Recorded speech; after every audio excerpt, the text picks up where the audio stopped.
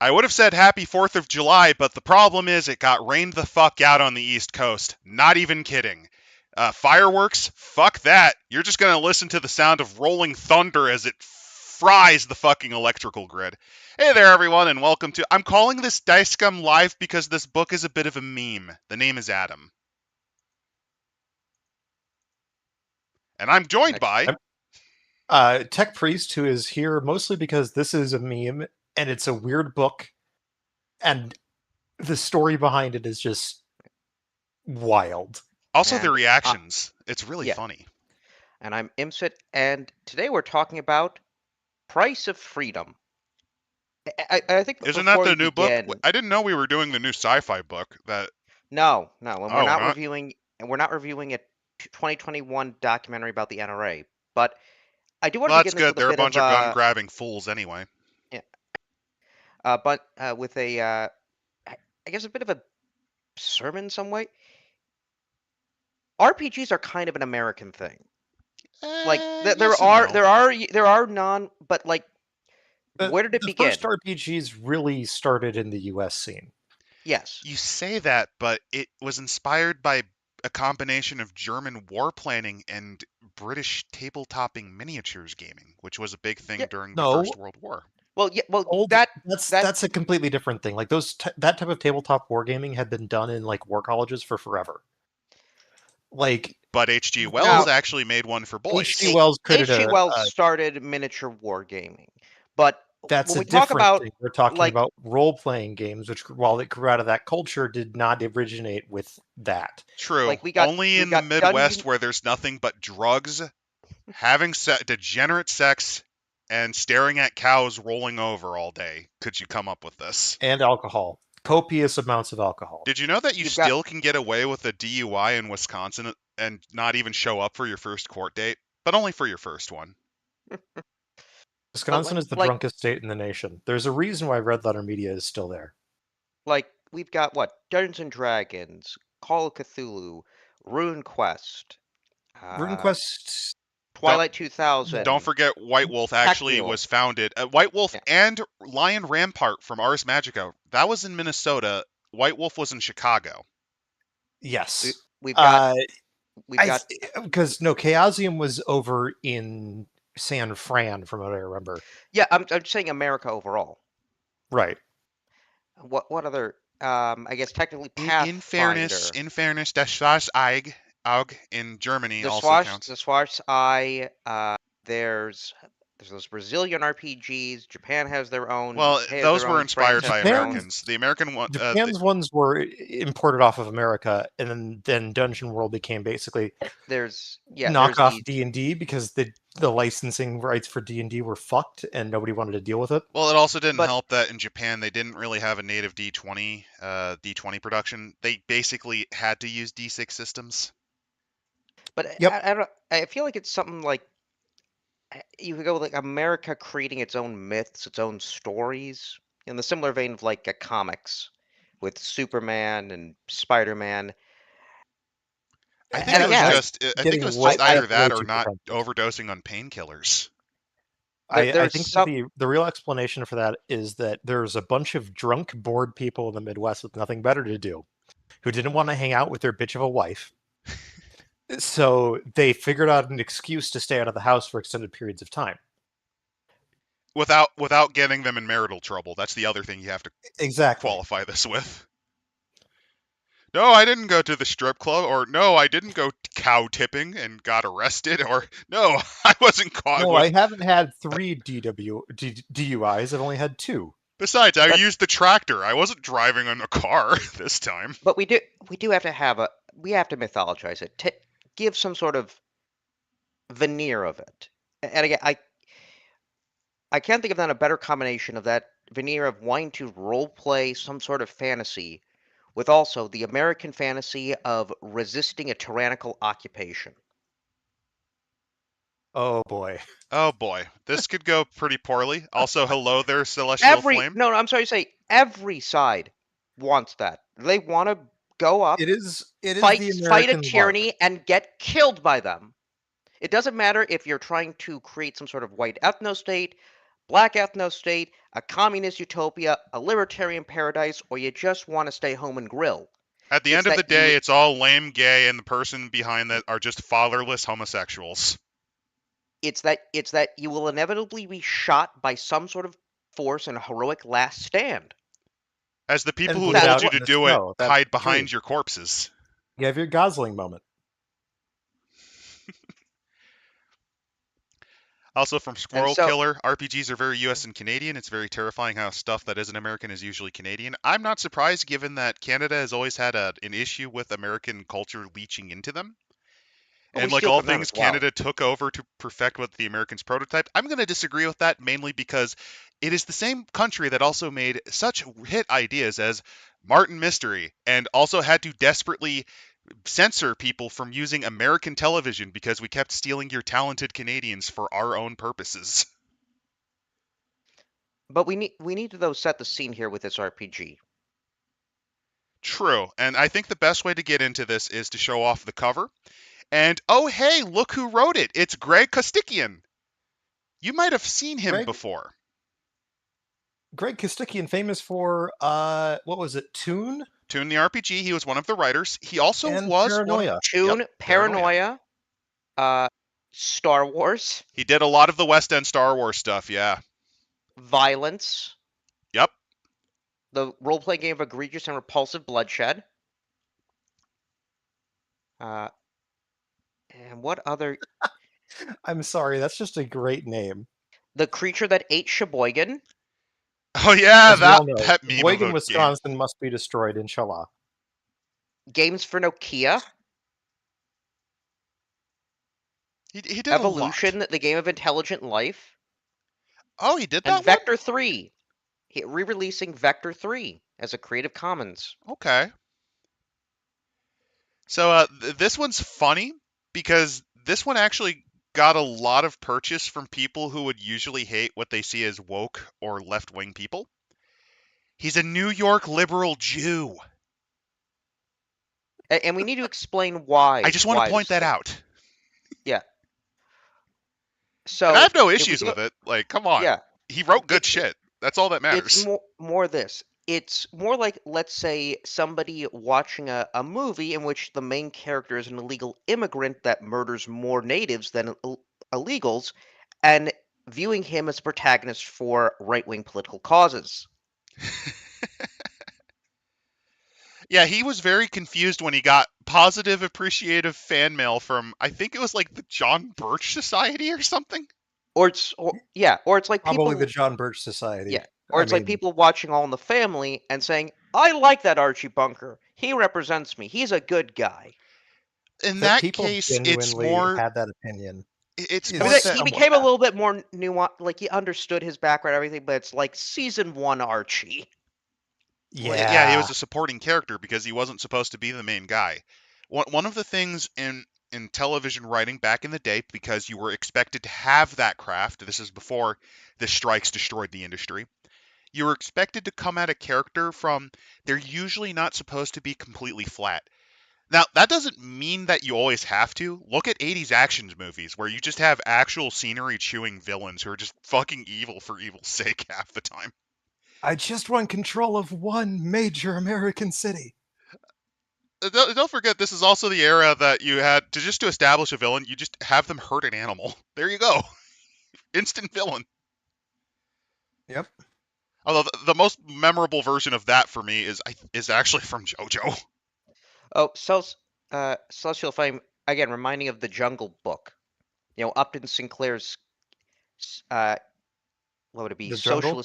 Yeah, socialist book. And everyone's like, wait a minute, they're putting what in our food? About the importance of community organization and the dangers of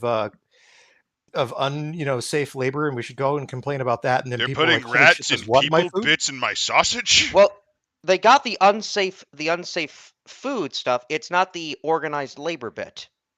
Right, and he was so pissy about that for the rest of his life. I don't know. It turns out people don't like radicalism. Well, it also, people don't like you trying to shove ideas down their throat. They'll usually intrinsically dig their heels in. I would know. That is one of my first things I do. Also, I gotta give credit to Greg. He didn't do the art for this, but whoever he hired for this nailed it. That's an 80s action. Like, I could already see main character in the middle, love interest on the right, and the black side character. Yeah, you got the comedic wisecracking black guy who he could either die or actually show up near the end with like a wisecrack and like the U.S. Army helping them. I haven't seen this much damage since Detroit. Yeah, because this is before the LA riots, so they can't use that reference. This reminds me of the best joke in Scary Movie. What was it, 3? Where there's 4, where there's like, this is Detroit, and it's just the city. It's on. This is Detroit right now. It's like, oh yeah, that gag. The city's on fire, and they have all that stuff going on. And then they're like, and this is Detroit after the aliens came, and you see just it's the same image, but with the tripod. It's Scary Movie 3, not 4, by the way. That's the only one I remember too. Also, who would be the main character? Is that Kurt Russell? It could be a Kurt Russell that they asked to shave and clean up. If you're curious on why he kept growing the beard, it was specifically because he was sick and tired of being remembered as the Disney character that he played a lot. He was stuck as a Disney child actor for a long time. So that's why the moment he got the control over his ability to star and stuff, that's why he immediately ruined his career by playing McCready in The Thing. And Snake Plissken. Yeah, and from Snake Plissken. Sinclair admitted his celebrity arose not because the public cared anything about the workers, but simply because the public did not want to eat tubercular beef. I mean, yeah. I mean, Upton, do you want to eat stuff that'll give you bad lungs that make you bleed to death in agony? Not everyone cares about workers, but everyone tends to be a bit afraid at the concept of developing one of the worst diseases known to man. Tuberculosis is horrifying. There's a reason we put so much effort in trying to combat it. Damn shame it's failing. But let's go to the read this first. Okay. The Freedom File A. A gutless president has been elected. America has signed international agreements prohibiting Star Wars defenses. The Soviet Union has developed a shield against nuclear attack. The Soviet premier demands American surrender. The president complies. Soviet troops are landing in your hometown. In this, its darkest hour, America needs heroes. Are you willing to pay the price of freedom? Da, da, da, da, and that alone, da, da, da. First page, already can definitely hook people in that zeitgeist of that era. Like this, there's a reason I think this did well. It's also a reason why he never wrote a second edition. He was actually embarrassed by how well this book did originally. I don't blame him for being embarrassed about this because it's not very good writing. He legitimately did this as a joke, like as a prank. He did it as a joke and they took it seriously. So formatting wise, since he didn't give a shit, let's be fair, he did not give a shit. They did 3-column, which tends to be the most difficult on the eyes besides 1-column, just from structural point of view when it comes to writing an RPG book. But he goes through this like he spitballs. To run the price of freedom, you'll have to spend some time learning the basic rules, and he goes through the rules. What's the game about? There's a beautiful 2-page spread of a little bit of propaganda. The tree of liberty must be watered with the Thomas Jefferson classic quote of, sometimes you have to murder people to keep the tree of liberty healthy. We've got to go on to do a bit of a tangent about Thomas Jefferson because we have to, because this is like, you can blame him for some of the dumbest takes that you can find in politics now. He was a nut, but he's an American nut. He wanted a society run by aristocratic farmers to rule over the menials. He viewed cities as an abomination. He was basically 18th century Pol Pot. Let's go further than that, though. So Jefferson, when we're talking about weird ass dudes, Jefferson is like, he takes the cake among the founding fathers, and this is among the group that includes Benjamin Rush, who proposed that you could cure blackness. No, you forgot that one of the founding fathers also figured out a trick. Like, he was also just like an idiot who eventually died because rather than go to a doctor to fix his urinary tract problem, he asked a cousin to kill a whale so that he could take its baleen to use as a urinal pick. That was slightly before the revolution. That was a different guy that you're thinking of. I know who you're thinking of, but this is a dude who he couldn't be fucked to get up from his chair, so he invented the first popularized swivel chair that was actually available for mass usage. A dude who constantly went to debt. Yes, he was constantly in debt. He started multiple newspapers to shit talk his political opponents. Yeah. By the way, of those political opponents, includes Hamilton, Jefferson. Jefferson include not Hamilton. Adams. Yeah. Washington. Remember, he was the vice president of.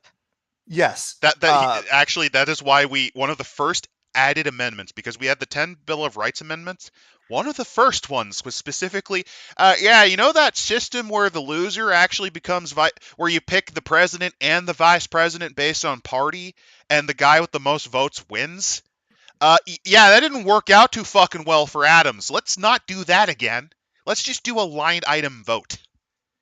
Yeah, one of the other bits with that is, I love this because it's so stupid, is that during the early days of the French Revolution, you have to understand that there was a genuine mixed emotion sort of feeling inside of America about this. On the one hand, there's a bunch of people who are like, yes, finally, like the ideals of the Enlightenment are spreading, and France, who is our great ally, will soon experience the same, enlightened rulership and republic that we're going to have, et cetera, et cetera, et cetera. And then the whole Committee of Public Safety started happening. Well, and then there's also those that were going, well, it was the Kingdom of France that backed us. Can we really trust this republic? Yeah, mind you, the first thing that the American public did, I think it was Washington, when the French Republic asked, so about those war debts. New government, who dis? New government, who dis? No recognized. Wrong number.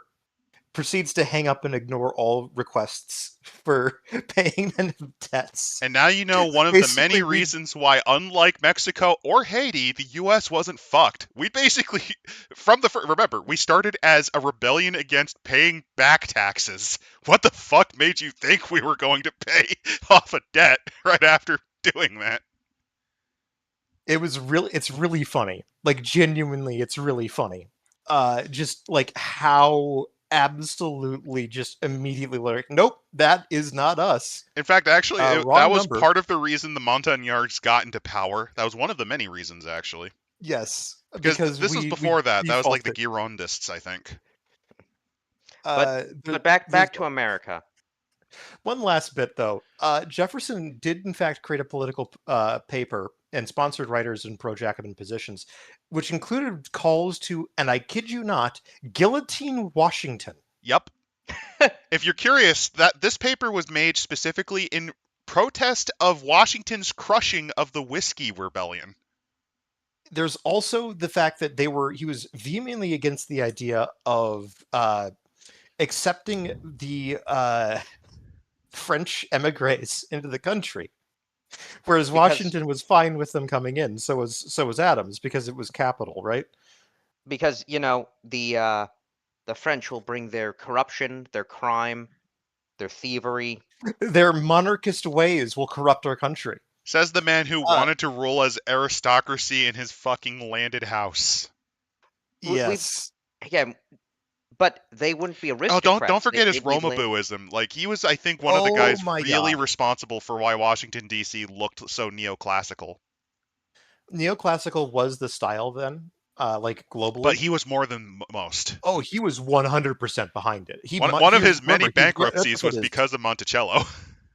I was about to say, he basically, like Monticello, he redesigned his old family home into a neoclassical building. And went back. This is one of the first of several times he went nearly bankrupt and was forced to sell slaves to stay solvent. So hold on. Yeah, he was also a slave owner. He also had mixed race kids. Keep that in mind. So a serial bigamist, is that bigamy? In another timeline, this is the sort of dude who would have been a part of the sector and would have made an army of sock puppets to insult and enrage at people who have annoyed him from decades ago. He's basically Elon Musk if Elon Musk was in the 1700s. Absolute nepo baby. To tell you the truth, John Adams, you actually a bish. I'm here in Monticello. Where are you? In some poorhouse in Boston. Yo, in Boston, bish. What's Boston good for? Baked beans and brown bread. Fucking Look at this. I eat like a king, served to me by my slaves and my illegitimate children who I've also kept as slaves. When you understand the type of people that were our founding fathers, also included wackos like him. And here's the thing, John Adams was also not exactly like the great. There's several people that are pretty fucked. We came out much better than we have any right to be. Again, Ben Franklin was just a 70-year-old sex fiend with gout. He legitimate sex fiend nudist with gout. Don't forget how he had to be dragged out of brothels to sign the fucking treaty. He actually delayed that because he kept getting sidetracked with tail. It wasn't just that. He was having affairs with, like, I think a third of the French nobility, basically. Yes, he did. Like, you do not understand the level of, like, Yeah. You've got, like, George Washington, whose Society of Cincinnatus, which is just a veteran society, was being harangued in the press for being a secret monarchist rebellion. And he's like, yeah, I'm not going to stick up for my people. I'm going to let the press Washington's just like, I am not dealing with this I'm only doing this because everyone else was worse, and I'm only going to do this for, like, one more term. Fuck off. Well, I think so. I say America is nuts. Also, Washington himself was desperate in avoiding factionalism, even though that was never going to happen. Yeah. He was desperate to avoid any kind of factionalism because he's like, guys, please, no parties, please. This is going to end badly. Please stop. And immediately Washington, after Washington, you get Adams, you get the Federalists and Anti-Federalists just basically at each other's throats. But that brings us to the game of Price is Freedom, where, yes, America does unify. Because we've been invaded by the Soviets, by the dirty Reds. Which is very funny if you're aware of what the Soviet Union was like by this point, because remember, they just got their asses kicked in Afghanistan. This is why it's ridiculous. They're plotting to destroy us. Red Dawn's plotline is already, like, so stupid. It's at least plausible compared. Remember, they did the remake where, because they were terrified at offending the People's Republic of China, they had to change it to the Democratic People's Republic of Korea. North Korea, yeah. Sort of that game of Homefront. Yeah, North because Korea takes over. I don't get it, because it's not like people in China would buy this. There's no logical reason for it. We do have to go. You already have like negative 20 million social credit just from writing that. Like, why bother? We should have to get the Freedom Fighters checklist. Oh, hell yeah. Coming, with. Oh, well, no, there is one other thing. Johnson Merriweather. Look at this man's expression. He looks like I'm a just younger a simple cornbread lawyer. No, he looks like a young Steve Harvey when he had hair, listening to someone say something really fucking stupid. Doesn't he look like does he not look kind of like someone distantly related to Steve Harvey staring in horror at someone like, I don't know, Billy looks saying like Eddie something Murphy. Stupid. Useful. By the way, useful Russian phrases on page 5. Ja iznovius, ja no govare poloski. I do like how they phonetically did this. Yeah. Ja negoga ne Republikansky Party. I am not now, nor have I ever been a member of the Republican Party. Here, how do I enlist my child in the Young Communist League? They all say pioneers. That's a real thing. That a freedom fighter should always have a copy of West End's Price of Freedom and miniatures. They should. Yes, I do love the checklist that we kind of skipped Anarchist over. Yeah. Cookbook. That alone tells you this is a kind of a meme. But no, they're absolutely right. We should have this. What have the Russians been here? But the player's book, through feminism and gays. You say that, but books on gunsmithing, demolitions, and wilderness survival, that if you're into that prepping shit, it's not a bad idea to have a copy of.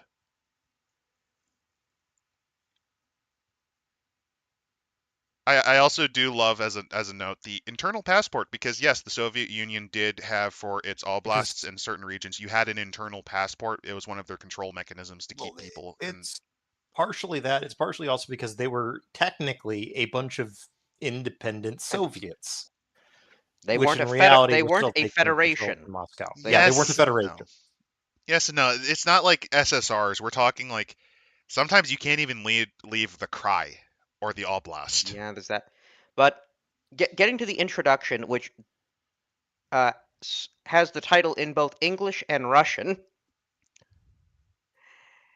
and they do state here that yes, as the game begins, communist troops, Soviet, Cuban, Nicaraguan, Vietnamese, East German, Czechoslovakian, are landing all over the United States and Canada.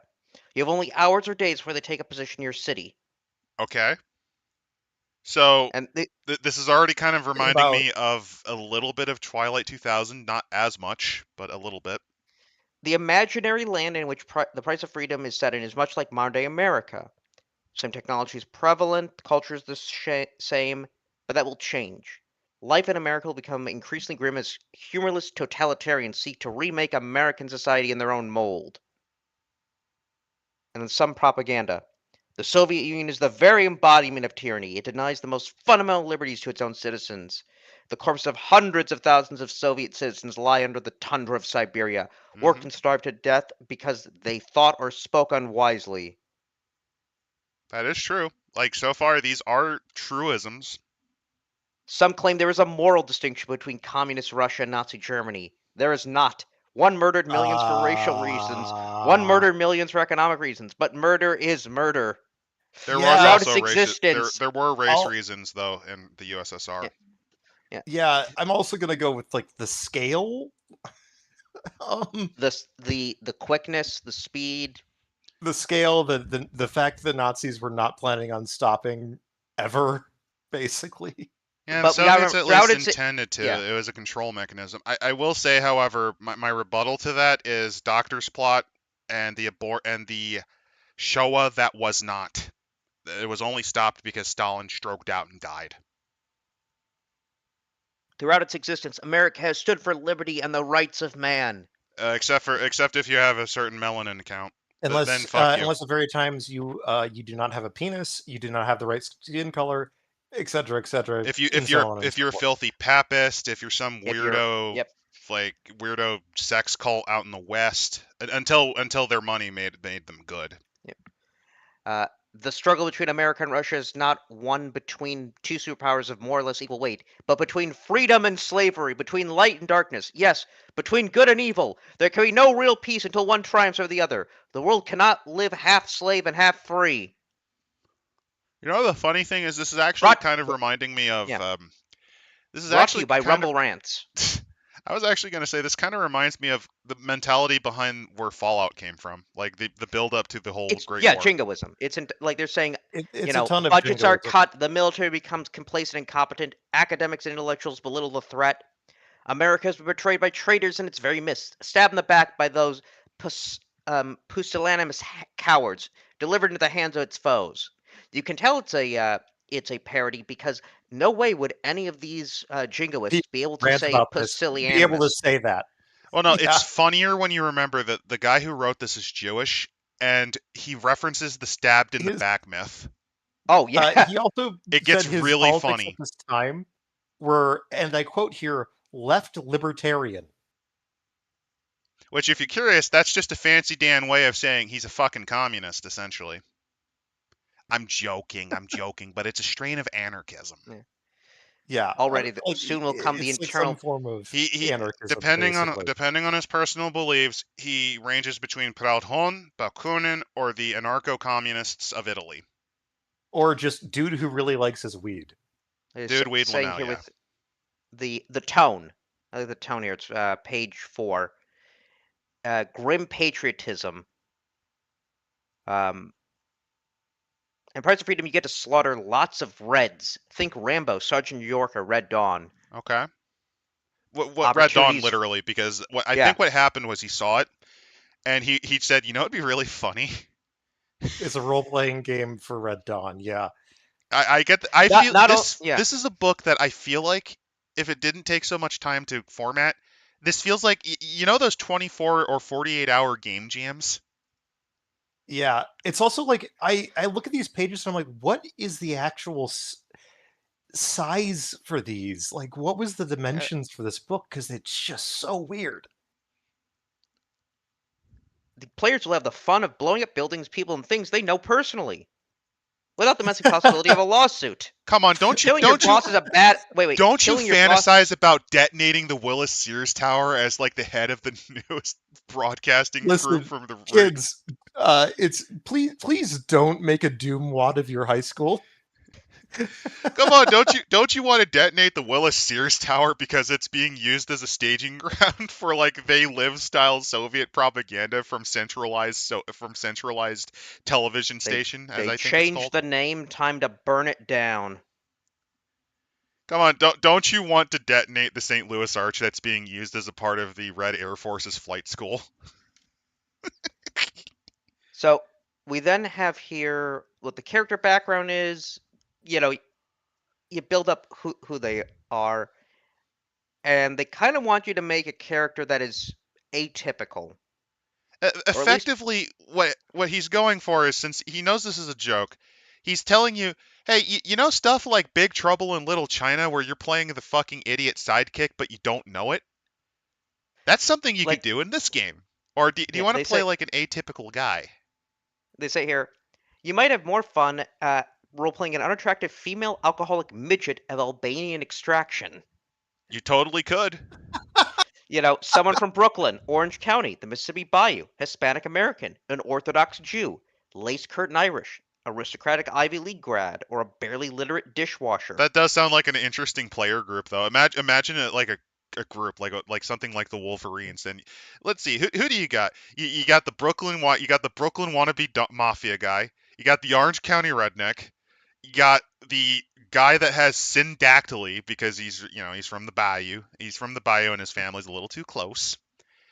You get your standard stock Mexican character from a movie. And then just in the middle of this ragtag team, you just have like the most rabbi-looking motherfucker, long fucking hair, in the clothes with a goddamn AR-15. I just already hear the da da da da da da. No, he's shooting the AR-15 to the staccato of Hava Nagila. and then his sacrificing moves. He literally the hat is taken off. He throws off the suit. He pulls out twin Uzis. Yes. Why did we not get like a Juiceploitation movie? We did. We did? Okay. There's a few. Hebrew the Hammer. Yeah. Okay, I don't think I've heard of that one. Fuck, I'm forgetting the name. I'm forgetting the name of the movie. I feel stupid. Juiceploitation. Here it was. Oh god. The Hebrew Hammer. 2003 comedy starring Adam Goldberg, Judy Greer, Andy Dick, Mario Van Peebles, and Peter Coyote. Yeah, that's one. Okay, that's what I was about to say. 2000. It starts with like there's a scene where the guy is fist fighting in a bar and he grabs like a Manischewitz. Yeah. You know, it's like 5793. Good year. You know, because the Hebrew calendar. Jewish calendar, yeah. Yeah. Yeah, it opens up with all the little nuts. Oh man! Flashback to Mordecai Jefferson. Kind of amazing. The character's name is Mordecai Jefferson Carver. You've got Judy Greer's Esther Bloombergen Steenenthal. I'm still struggling to remember the name of the fucking movie. It's really stupid. I'm forgetting it, but I can tell you can turn Wolfenstein into Juiceploitation because Blazkowicz is a Polish Jew. Oh, absolutely. I would have. Yes. I would have loved if it went more that direction. You're just playing the new Colossus. You know, the KKK is working with the fucking. That's one of the few. No. What I wanted. That's the only bright spot. The rest of the game sucks. No, what I actually wanted, because if you think about it, why the hell would the KKK serve these non-WASP motherfuckers that are coming in? What I wanted, Black Panthers and the KKK in a redneck-style truck shotgunning Nazis. That actually would that you're cooking something with that. Well, that's the thing with like, as somebody, if you paid attention, Malcolm X and George Lincoln Rockwell fighting in a last stand. No, I'm just envisioning that scene in Predator where you have the handshake, like the fucking hand clench. What? I never thought I'd die next to a side by side with a honky. What about No. It should have been the other way. Like, you have to censor it, but I can't believe I'm gonna die side by side with an insert bleep here. Yeah, but what about a brother? I could fucking do that.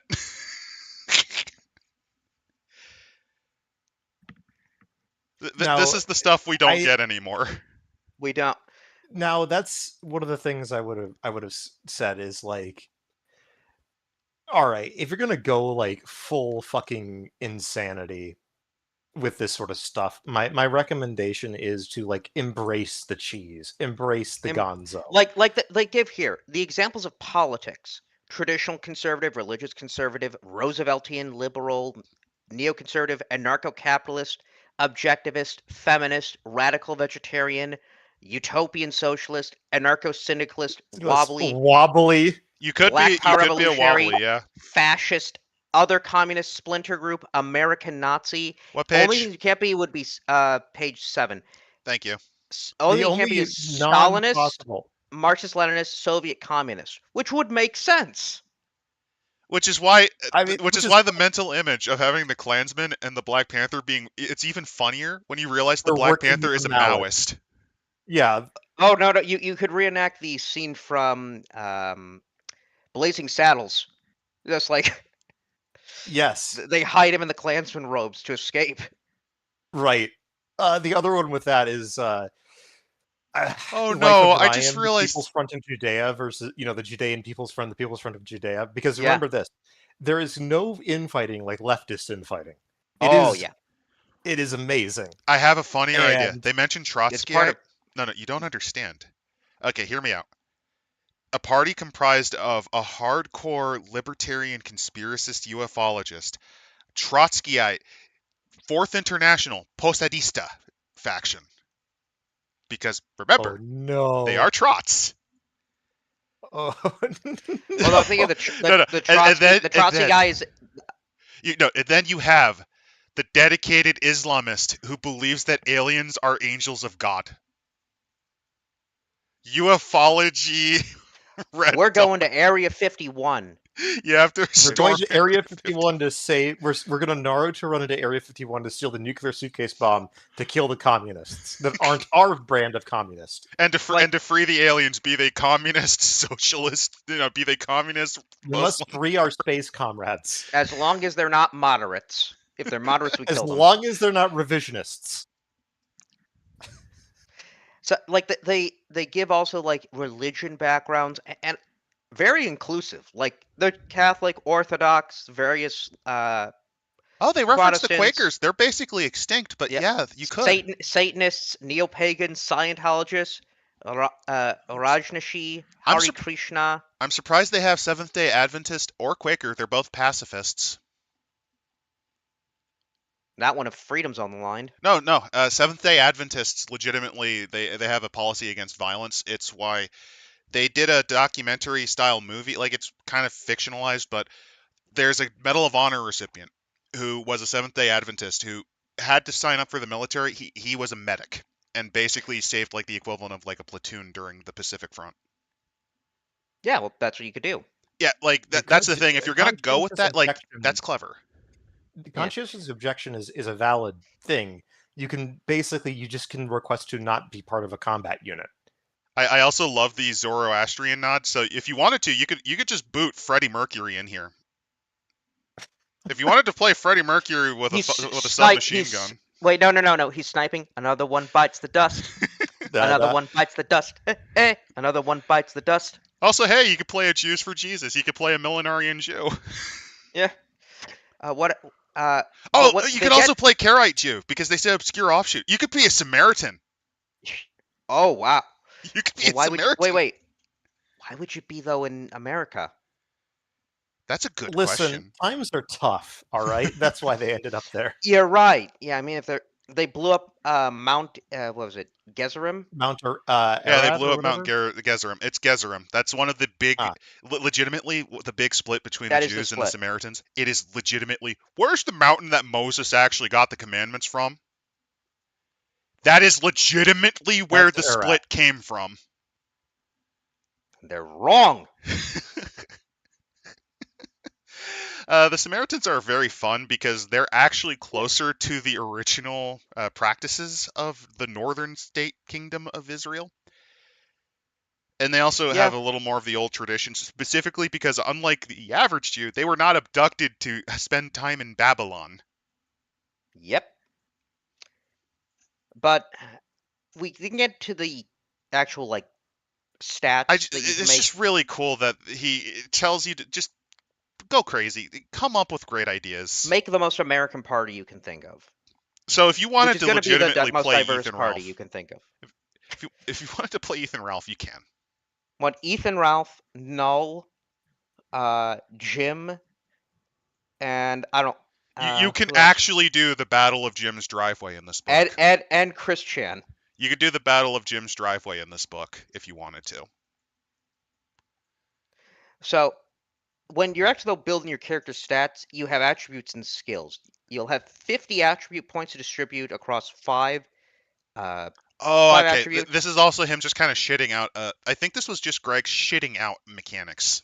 Yeah, and then skills, it's this is 150 I need to points pages. up to 14 for each skill. The concept in the game is that when you're rolling for a stat, you roll a d20 and try to get under the number. So the higher your attribute or your skill, the more you'll be able to succeed. Also, okay. I want you to take a look at the markers.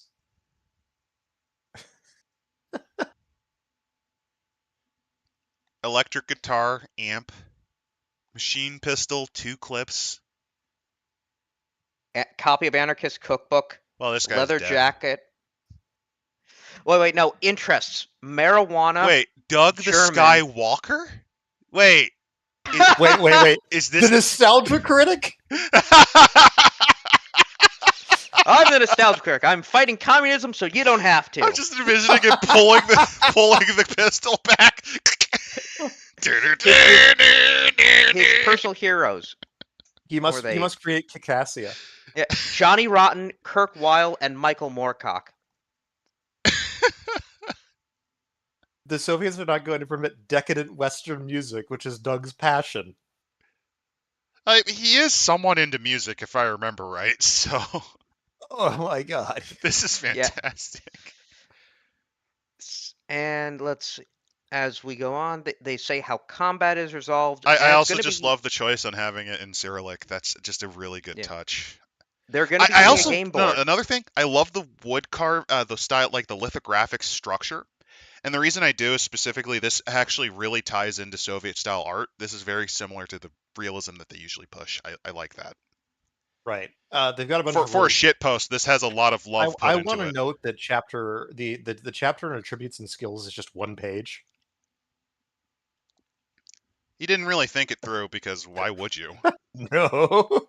My system, right or wrong.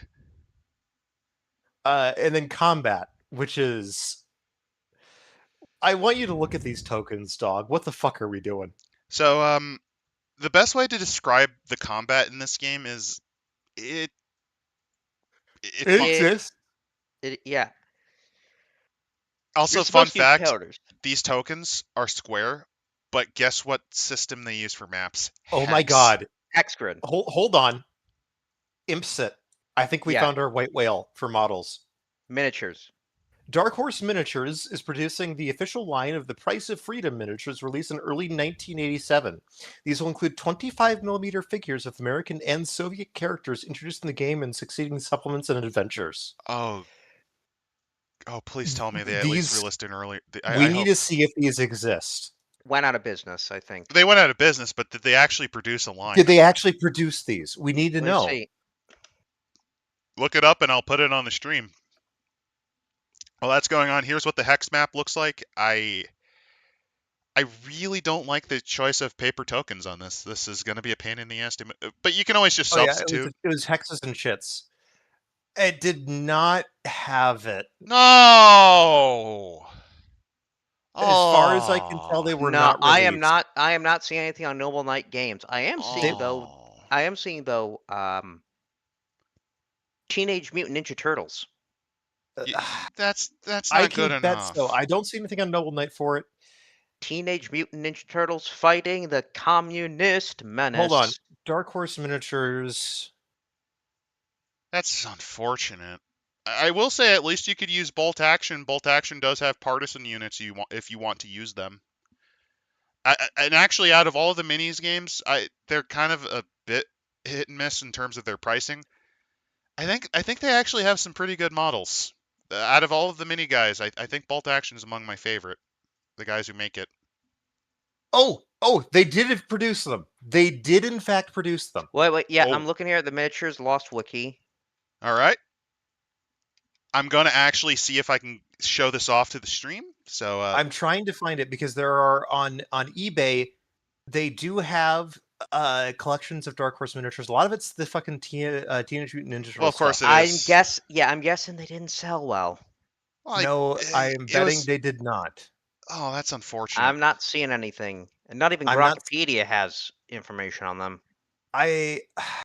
This is one of those things where it's like, I would love to see if they actually made more than a couple of these. Because if they at least did a run, I'd love to see what the type of quality they were. Well, judging by other Dark Horse miniatures, not very good. No. Yeah, I don't get the obsession with the TMNT. Like, that's kind of I never understood that obsession. Like, it was big in the 80s. Yeah, I get it, but like, I watched Turtle Power. So? They're heroes in a half shell. Robotech miniatures. No, like, I get it to a degree, but not to the point where you need to hoard that stuff until the day you die, and then the guys have to move your fucking garbage out of the house before demolishing it. I mean, they do have they have a bunch of Teenage Mutant Ninja Turtles. I did find one that is a I shit you not Robotech one. Yeah, I mean, that's at least something. They did several did Robotech own the license. ones. Yeah, this was before Harmony Gold went insane with its license trolling. Well, I mean, the quality is, of course... Wait, they did fucking John Connor? Well, hold on. The Yes, Dark Horse miniature says it's producing the official line for release in early 1987. I think what happened was Greg woke up from his hangover and said, "Oh God, what did I produce?" Very unfortunate. I will say that in our Discord, which is in the description, if you're not in our Discord, we'll probably show off those at the very least. If you wish if you want to see terrible Dark Horse minis, you will see that there. If you wish further information, or if your retailer does not stock miniatures, please send your name and address to The Price of Freedom Miniatures, Dark Horse Miniatures, P.O. Box 633, Boise, Idaho 83701. Boise, Idaho 83701. I will send to you because Impset, I need you to describe this image because this is, I shit you not, the funniest eBay listing I've seen from the picture alone, because I know that character. So it's a woman. The woman, or it's Pan Am from Cyberpunk in weird ass negligee, holding a Spider-Man figurine. What the actual it's the Spider-Man figurine. He AI'd that. This guy AI's it for everything. Really? You're gonna need to show that on the Discord. I'm sorry, but I am linking this because it is. I don't even know, man. Can we show it? It's technically safe for work. I mean, I will take a look. I'll send it to Adam here. Because that is insane, and one of the things people have been abusing with AI. And this is going to be very fucking strange. I am copying the link. Let me go into open it up before you decide to share it, because that's fucking Pan Am from Cyberpunk. I mean, I will simply say this. I could probably get away with showing it because I don't see it. Like, it's like fine. It's risque, but it's not. I am going to show this off in glorious. Oh, if I can get this to fucking work. I don't use this browser that often. Who'd have thought that I wouldn't use this browser? I'm 99% sure that is AI. Oh, it is AI. I can tell you that much. Oh yeah, no, with all those compass roses, yeah. Like I was like, did he just Let's see. Photoshop something? No, this is AI. Do I have anything that can incriminate me for having this? Also, don't scroll down because there is like actual tits. There's cleavage, yes. All right, let's show this off to the world. Oh, I see. This is one of the choices of all time to advertise a Spider-Man figurine. Look at this. Yeah. You can see the picture he used for his AI generation as well, right below. Yeah. This exists. Again, it got me to click on the link, but it got me to click on the link because, like, bro, what the fuck? That was one of the decisions of all time. AI is a tool both great in the awesome way and great in the terrible way. It awe-inspires in the old-fashioned way. It also has completely rotted people's brains. I know, skippity my Riz, Chud. That is one of the weirdest things. My online grok girlfriend told me to kill you with orbital laser. But back to the game. Darla hijacked a Star Wars defense satellite to kill my wife. Oh, I can't do that? I'll use a knife. And then he joins like one of the dozens of people. There's a bunch of combat rules that no one has time to fucking read. Yeah. Panic segment, observation segment, NPC decision, player decision, combat resolution, movement. Yeah, this is kind of a fucked set of combat rules. This is a lot of combat rules. You shoot before you move. I will say this book does not really, it is not very intuitive for this. It does not. But again, it's rolling on, you roll under. You want to get a lower number. 1 succeeds, 20 fails. If you roll a 20 when firing a machine gun or a gun, you jam. Okay. Factors the basic range, system kind cover. of works. I don't know if there's been any testing though in terms of like what it does. It's for freedom. Why do we need to test it? Well, I mean, you probably should if you're going to release. I mean, it's pretty clear it's a shit post, but still. Then you also have hero points, which you can use to, dodge a bullet, ignore being killed, ignore fatigue, make a save, use 2 actions in 1 combat round. Seriously, look at how this is just kind of right in your face. Also, there's different wound markers, which is, if you're very familiar with the World of Darkness, it's similar to lethal versus bashing damage. You can make a heroic effort, like lift a boss off of somebody. Angela Arroyo. The New World Order are effectively mind-controlling losers and low IQ folks with AI. The data spheres of procedures have gotten a serious upgrade. I can believe it. Higher that, it's the virtual adepts working with the cult of ecstasy to destroy our brains. But then we have the Soviet system. It's the most extreme. I want to know. There is a correction here that I do need to make about religion in the Soviet system. Okay. Yes. Originally, it was banned. Then they just realized that they could just do the same thing that the original Russian government did and just make the priests agents. So yeah, what happened was, if we're going through with this, during the Lenin period, they were prosecuted harshly. Stalin himself also prosecuted quite harshly. It really wasn't until, I believe, after the Second World War that they changed track fully. And even then, there were members of the Bolsheviks that were still very much against religion. Anastas Mikoyan, for example, actually thought it was a mistake to even have an appointed apostate, because that was one of the things that Stalin had to essentially browbeat the patriarchs into accepting, was essentially a made man. They basically took over the religious administration in the same way that China did eventually, and they're trying to do with the Dalai Lama. Yeah. But to know your enemy, you must know it's the most extreme form of totalitarianism. The state controls all. Education, press, movement. I mean, they're not wrong. I mean, if you're curious, that's how their store systems work. It's pretty interesting. All adherence to the state religion of Marxism-Leninism. Again, this is fantastic. Like the 3 legs of terror: the military, the party, and the KGB. The military is the obvious fist of the state. The party is the visible face of the state. And the KGB is the state security. It has gone under many names. In America, it'll be called the FBI. It is not an intelligence agency. It controls a vast network of spies, informants, and stucacci. Every military unit, every work team, every council, every motor pool, committee, and cooperative contains its quota of KGB informants. But yeah, they do mention it will be called the FBI. That's just a big dig at the FBI, because during this period, yeah, they're coming out of Hoover's shadow, but it is still dog shit.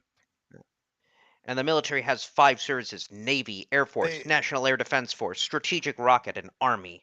That is true. The Strategic Rocket Force is its own unit of military. Weird. Let me put it like this. Soviet, like the Soviet Air Force is split up into 3 separate branches. Well, 4 really, because you've got the Rocket Force, which is sort of part of it. Like as I said, Strategic Rocket is kind of interesting since it's its own thing, but it's also kind of tied to the Army, but not really. Like all of these branches are interconnected. National Air Defense Force theoretically is the Air Force as we understand it, but it's really not, because it doesn't actually do as much as you'd think. It's basically meant for pure air-to-air combat. Like bombing missions, aside from strategic bombing, are not conducted by this branch, which has its own name, does its own thing. And then you've got like the naval bomber regiments, which are, well, they're part of the Navy, obviously, right? And then you have whatever the hell the but that's a separate branch of the Navy that is the Air Force. So, and I don't even want to get into the weirdness that is like the Russian frontline aviation. Also, don't forget that the Army isn't the only army, because there's also the militia, which can be called up as a reserve, and then there's also the Interior Border Patrol Forces, which also is and then there's also the Naval Infantry, which is its own force, and the paratroopers, which are technically under control of the Army Air Force. Again, it's complicated. Also, the KGB, there's also the GRU. There are a bunch of internal security forces, which they do talk about that later on, but that you need to understand that a lot of the Soviet power was not actually inside of its ready-to-go armies. It was in the fact that they could theoretically mobilize a very large population. If you're curious on how the world machine in Glorantha broke, it was trying to understand the bureaucracy of the Soviet Union, and then it just kind of self-deleted Trying to understand the bureaucracy of the Soviet army and how it was supposed to work and function. Okay, I need to give you like some context here. They managed to somehow create an analog ground radar control system computer in the early 70s. To try to manage that fucking system. Oh gosh, and it worked. But it's like the only explanation for how that fucking thing even worked is I have to say dark Slavic magic. That is the only explanation I will accept for. I mean, it's similar to the water computers that were made by the Leningrad Computing Institute in the 1940s. Yes, but these are so much more complex. They made a machine that operated on water. Those darn Soviets. They also invented. They somehow managed to make ternaric computing more inefficient than binary operations. Listen, we don't want to talk about Soviet. Well, you don't want to talk design. about the Seton. I really don't. We want to talk about the Soviet Red Army and its motor rifle troops. Oh, but I wanted to talk about their ice cream and how it's not as good as it was back when it was communist. 5 men carrying automatic rifles, 2 machine guns, 1 carrying an anti-tank rocket launcher, 2 drive the BMP or the BTR, and either one carries a portable surface-to-air missile of an SA-14, or just a pistol. Yep. Now, these platoons will be marching on your doorstep right now. I think my favorite is, I think that's actually a naval infantryman just like that is at the gas station. They're having the interior troops guard the labor camps. That's cute. Why the fuck does he have a SVD? Because he's a communist. At a gas station. He's a communist. And don't forget their allied forces. Maybe he stole it. The Germans, the Polish, the Hungarians, the Czechoslovakians, the Bulgarians, and the Mongolians. Yeah, people forget about the People's Republic of Mongolia. The North Vietnamese, because it's still the South. There's Nicaraguan and this is Cubans 86. will It not is so be not. directly The occupying. Nicaraguan However, one is really funny Yeah. because that's a nod to the Sandinista movement. yeah, Yes, for the the sole Sandinistas, exception. So they're probably not going to be there. The Cubans will probably take over Florida. I think the Floridians would have just killed them instead. And don't forget the traitors. Any police who put up resistance in the new regime will be executed or put into labor camps in Canada and Alaska until a new generation of state indoctrinated policemen can be trained. Most of these new police will come from criminals whose brutality, contempt for moral norms, and willingness to obey orders in exchange for personal gain make them well suited to serving the regime. You know, the sad thing is, this is actually somewhat accurate to the actual militia that you had in the USSR. I mean, it's not to that fucking degree, but yeah, so instead of actually having a normal police force, because that was purged by the fucking communists early on, they instead elevated people's militias into essentially a police body. And its functions were constantly fucked with. Very constantly fucked with. But the legacy of that is, in a lot of Eastern European countries, for a while, the police were called militia. Because that's what the Soviets called their police. They also had some really crazy propaganda for it. Yeah. So the American military, though, at a certain point, will be conscripted. Young Americans will undergo the most severe training, in the course of which casualties will be high. That's a little bit those Soviets Not will really. murder American children, and they will die believing that it is for the good of the communist state. You know, the funny thing is, they actually No, would the be thing trained is- to be very sparing with their materials. It's just the problem is the way Soviet battle doctrine operates is that Well, Soviet it's battle very of math doctrine. heavy, and they have a habit Yes. of throwing goods troops after bad because they don't usually get information fast enough to counter it. And most likely, Well, these that's American part of it, but no, troops. like back to that. So most of these actual Soviet mobilizations and training exercises weren't, because you have to understand that the Soviet conscript military was a fucking joke. Oh yeah, The most of these conscripts would be called up, do exercises for 6 months, get drunk, get molested, and then be sent back home. and on top of that, it cost ordnance, machinery, money to run. It costs money to actually train these people, and guess what, comrade? Money is something I want for my dacha. I don't Communists want to do not have money. They don't believe in that. The ruble legitimately was recreated under the communists specifically because they needed some form of internal measurement for the plans, for the 5-year plans. It's also because you somehow need to exchange the idea of non-physical labor for actual goods. Because the original concept was dispensation goods. Essentially, you plugged in your hours, and in exchange, you would get the materials. So, which is why you had The healthcare. problem with that is the actual compensation for that could be so wild and unpegged. So they just decided to go back to a monetary system because it works. Yeah. And if you're curious, the ruble was actually given to. If you've ever heard of Gaznak, that is their minting firm. They actually do currency for other nations too, to a degree. Yeah. But it started as a passport firm. Essentially, they were the guys that did the passports for you. But then, large numbers of American troops will be sent overseas to enforce Soviet rule in places like Brazil. I do love the Can you imagine that? Americans being sent overseas at the behest of a foreign power to die in nameless wars. You know, the funniest thing is Brazil actually at this point had a pretty strong communist movement. Well, yeah, take a look at their fucking country. What are they on at this point? Their third junta of the 20th century? This is right as the junta's failing, yeah. Yeah. And don't forget the balkanization. We'll be seeing divided republics like La République Socialiste du Québec, the Confederate Soviets of America, and the Texas Federated Socialist Republic. That's actually kind of fucking fire, though. That is kind of cool. Yeah. Like Alaska and Hawaii will be annexed. The Mexican secession and chunks of the Southwest will be annexed by a Soviet-controlled Mexico. What were you going to say, Tech? I was going to say, imagine cowboy hats with the red star, the hammer and the sickle on it. Oh no, I'm just envisioning because I love map painting. Fire. I love internal map painting, and I'm just trying to think you could definitely do that. I don't think the Russians would I don't think the Soviets would have done that, mainly just because by this logic they would have broken apart the Russian SFSR, which they didn't do, obviously.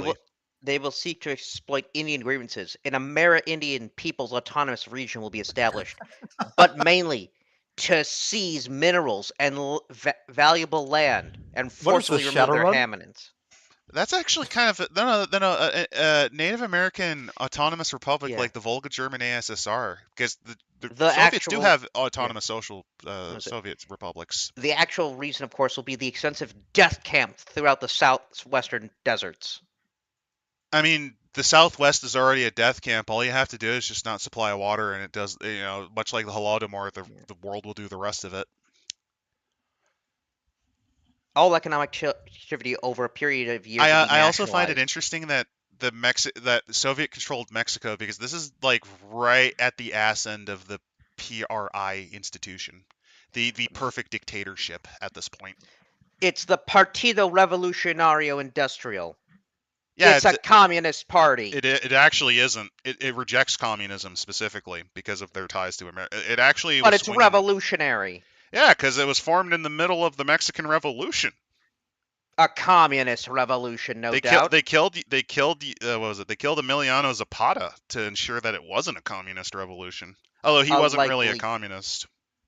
As we all know, communism, despite its political appurtenances, is a religion. You know, the funniest thing is codify morality. The funniest thing is in Mexico. Soviet communism is a state religion enforced by an enforcing state rule. Heretics are shot. You can definitely tell that a left-leaning libertarian wrote this. Absolutely. It is. Well, no, it is pretty blatant. This is Poe's law incarnate. Oh, I could see some John Birch Society guy reading this and masturbating to it. Like he did. He got appreciable letters about that. They wanted more. They wanted more books. I can now kill minorities and left-wingers in a game. Unironically, yes. This was more popular than Racial Holy War specifically because you could. Well, that brings us to the next. Why do you think he never made another book for this? Yeah, waging guerrilla war. Well, he did make an expansion book. There is one about like Idaho or something like that, but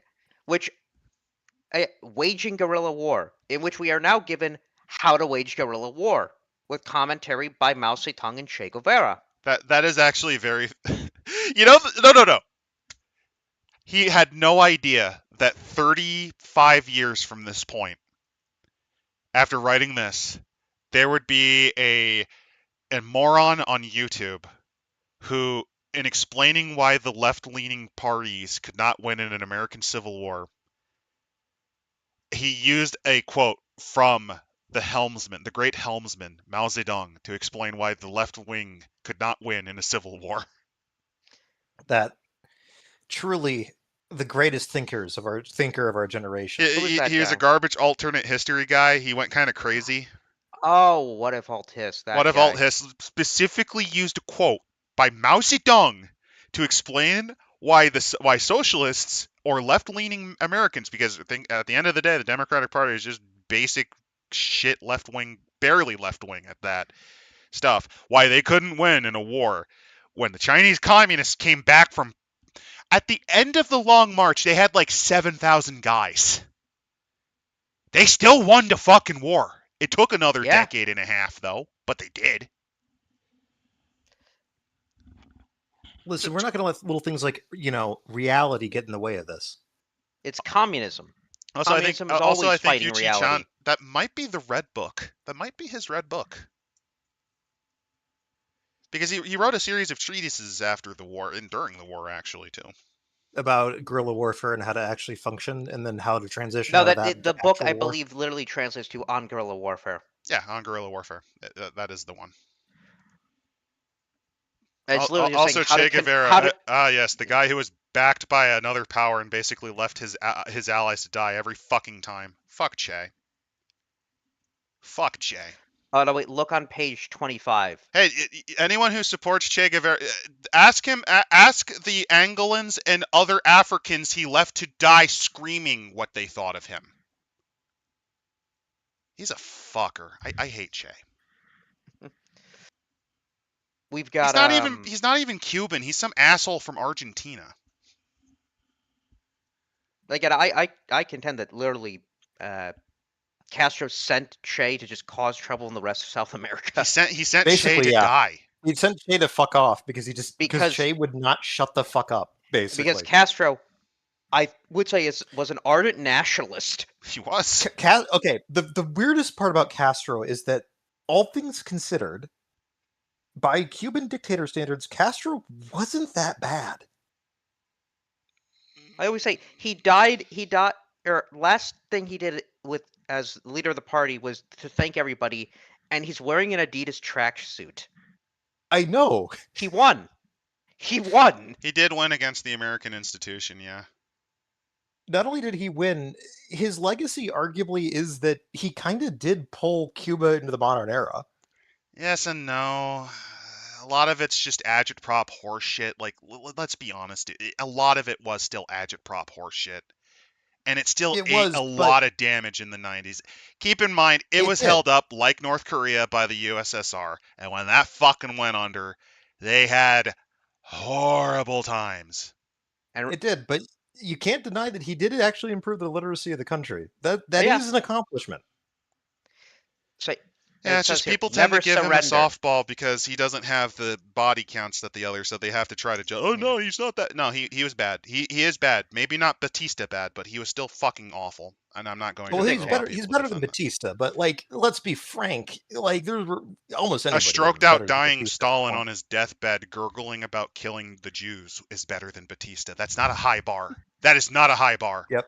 It's still funny when you get people that are complaining that they're, like, my grandfather got executed on television, and when they're like, they keep him next to us and look him up, and it's like, oh, that was Batista's head of secret police. Yeah. There's also people that fled afterwards in the 60s in terror on boats because he also sent a lot of criminals, political criminals across intentionally.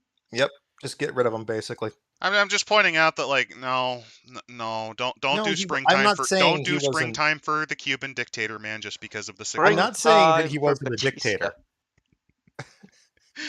I'm not saying he wasn't a dictator. I'm just saying that, like, as far as South American strongmen go, not that bad. I mean, compared to who was the actual Nazi that ran Paraguay for like 20 years?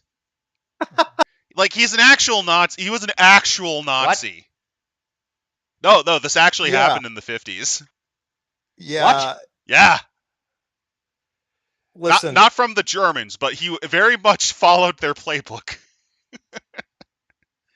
Listen, South American politics is very weird. Don't forget Juan Perón. At the end of the day, his biggest inspirations were Joseph Stalin and Adolf Hitler.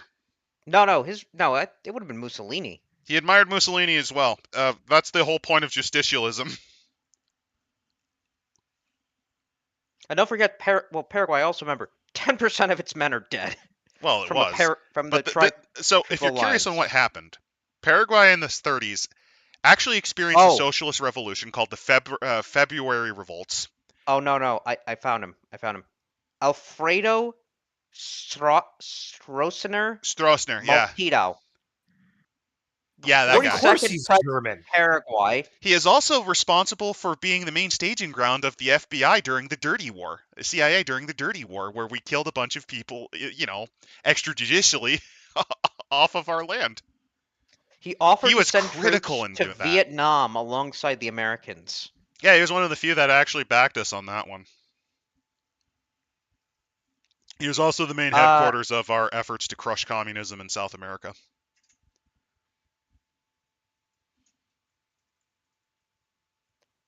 That is one of the many consequences of having Henry Kissinger run anything for you. Realpolitik is a bitch like that. You will never want to stop strangling Henry Kissinger with your bare hands. No. One reason for the coup was that the generals feared one of Stroessner's offspring would succeed him. Of the two, Alfredo was a cocaine addict, and Gustavo Pilot was loathed for being a homosexual.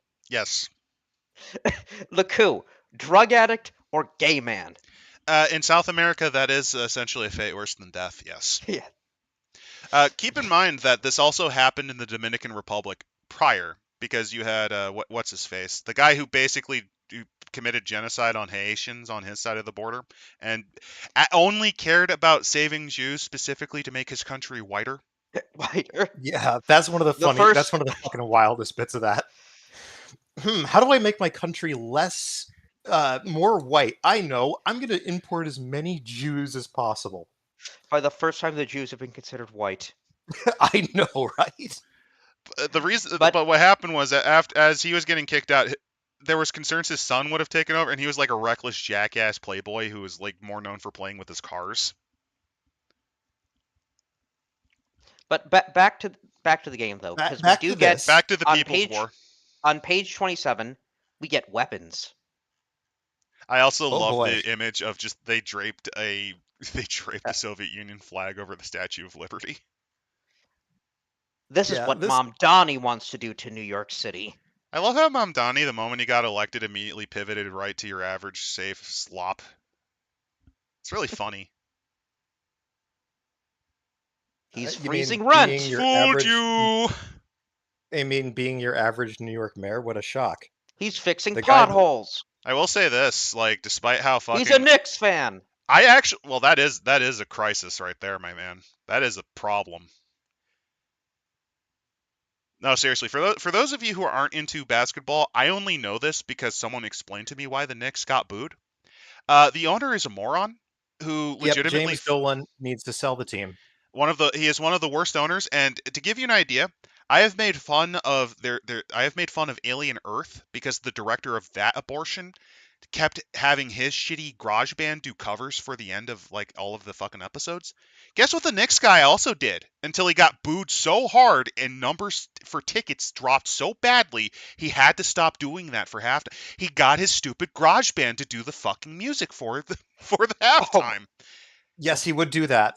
Dolan is by the way, Dolan also has created a surveillance state inside of Madison Square Garden. Anyone who criticizes him will immediately be trespassed. You're not allowed to show up again. He tracks any trans person that comes in so they don't show up on television. This is legitimate. This is a true thing. How does he know? Because he makes calls from the hip too. Because I think he got in trouble once for getting it wrong too. I mean, it's wrong in general, but he got it wrong, on at least a couple of occasions. But onto the weapons here. Yeah, there's a reason I think commissioners should be able to tell rich billionaires to go fuck themselves sometimes when running his team. So we've got the Smith & Wesson 38 Special, the Makarov 9mm, the Colt 45, Smith & Wesson 44, Beretta 92, the Ruger Red Hawk revolver. Yeah, that one's a classic. We've got Winchesters, Remingtons, Ruger M14, the M1 carbine, the Colt AR-15. A2 model. The M1 Garand. I do like the choice in referencing because at this point there were still stockpiles of these. You can actually still at this point there were still stockpiles of the 03 original rifle from World War I. The military usually likes to keep a few million copies of old weapons just in case they need to crack them out. They've got it's either cracking them out or usually it's for training. Selling them on the market. Yeah. They also have the machine pistol, the Stetson 9mm. Yeah, the Stetson is basically a Makarov that somebody converted into a machine pistol. Really nutso weapon.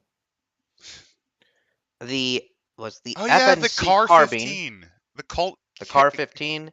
The Kalashnikov AK-74. The FN-FAL. The G3. The M16. The 9mm Uzi.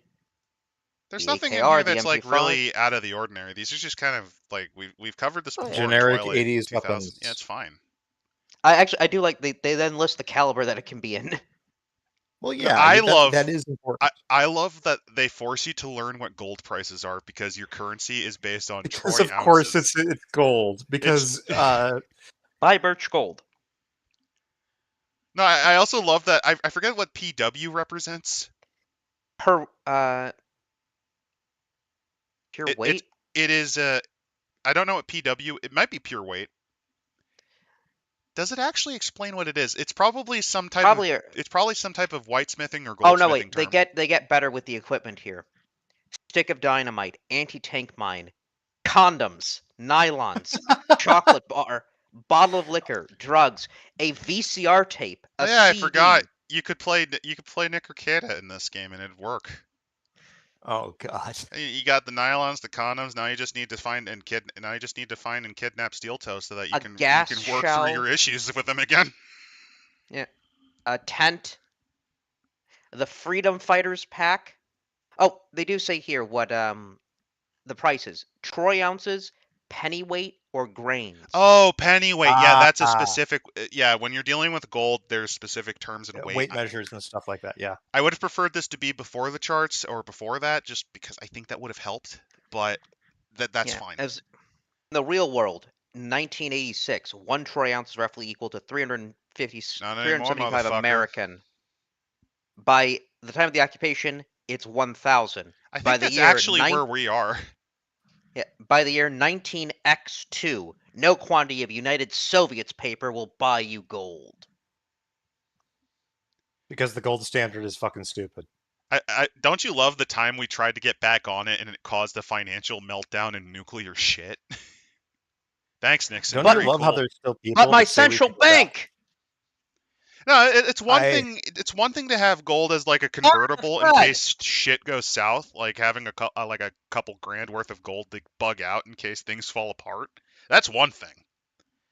It's another to go, it's the only thing of value, when in reality, gold itself is a spook.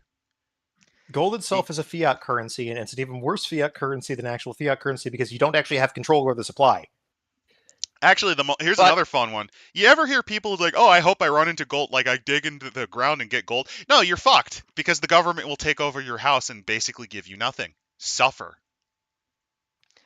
Oh, I'm not even kidding. That actually happens every time. You don't, wait, unless you bought mineral rights for your property, get fucked. No, even if you do, the government will pressure your ass into selling.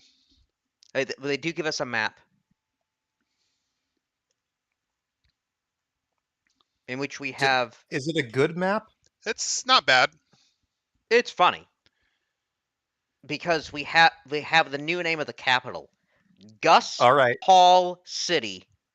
The District of Marks. That's not bad. That's actually not bad.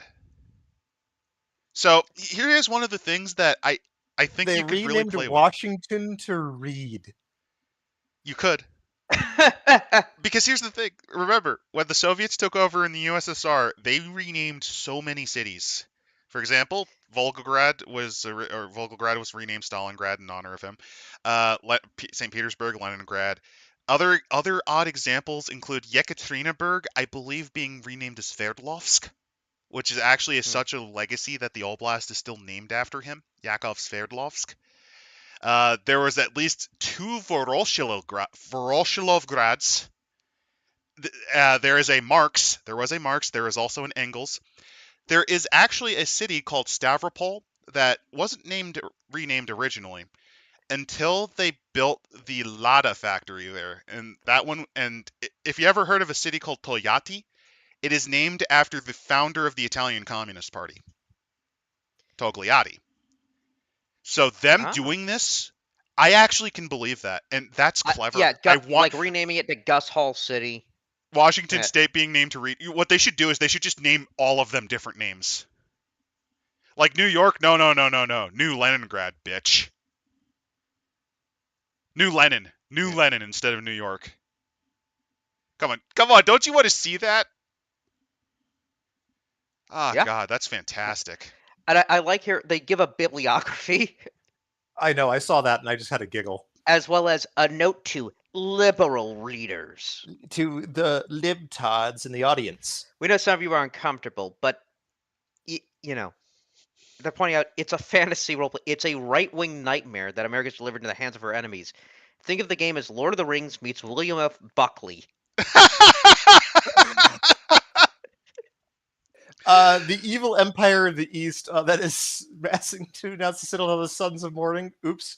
The last bastion of liberty in an unfree world. If you're for those of you who don't know, William F. Buckley was essentially one of the earlier conservative pundits compared to Fox News. Responsible for everything wrong in this country today. No, not everything, but he's responsible for some of the dumber shit you'll hear in conservative circles. So about everything wrong in this country today. I personally think it's both. I personally think we need a great cleansing of both sides. I mean, I will say this. The man had, for 33 years, a public affairs TV show. Yeah, he was very good at playing the system for a reason. He talked to people. Like, it wasn't the same thing as nowadays where it's just screaming matches. Yeah, like I said, like he knew how to play a game, but he is so influential. He is highly influential on the American right. So, like, if you ever see something really stupid, it's probably because Buckley said it at one point in his 33 years. I mean, there is that time. What was the time with Gore Vidal, where he said they were arguing? It's like, don't call me a crypto Nazi. Now listen, you queer, stop calling me a crypto Nazi, or I'll suck your goddamn face and you'll stay plastered. He later apologized for calling me a queer, but also reiterates his taste for Vidal as an evangelist for bisexuality. What the fuck? I believe, though, you gotta remember. I believe this was during the Democratic National Convention in Chicago. It was. He actually got into trouble for it. In fairness, if there was any time for political firebranding, it was. It would have been the Democratic National Convention in Chicago. Which one? There's been several disastrous attempts in Chicago. The 1968 one. Also, you got to give Buckley this. He had the balls to actually interview a gay person in the 60s. Like, this is not even, 20 years after the UK decriminalized homosexuality? No, it was still criminalized, actually, during this point. Also, wait. Vidal implied Buckley was homosexual and called him a racist, anti-black, anti-Semitic, and pro-crypto Nazi. In fairness, those were both career enders. He then sued for libel. Vidal countersued, citing his own Buckley's characterization in Vidal's novel Myra Breckinridge as pornography.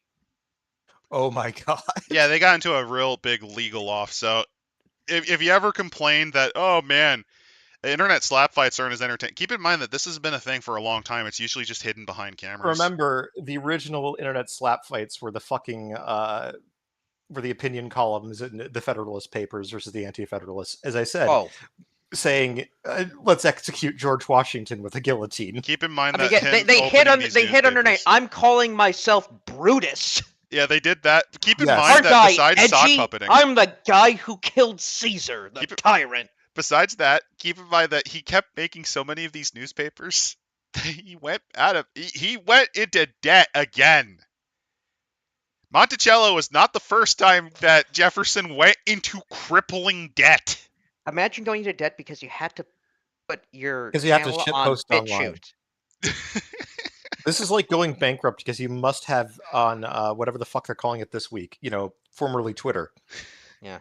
Imagine going bankrupt because you had to post on Twitter.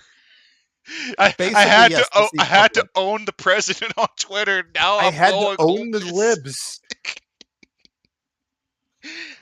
But like the game here, it is like that. The Soviets, they'll kick your dog. They'll reduce Baskin-Robbins 31 flavors to 3.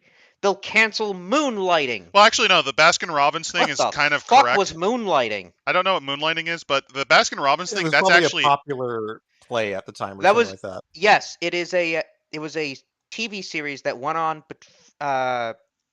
85 to 89. Never heard of it. A comedy drama. Never heard of it. But the Baskin-Robbins, I know I'm spurging about that, but that's actually a nod. That's actually kind of a poking at fun at Soviet ice cream, because it is one of the highest quality stuff, but they only had like 3 flavors. Listen, they had 3 flavors. There's a reason why Fidel Castro wanted to create the ultimate cow.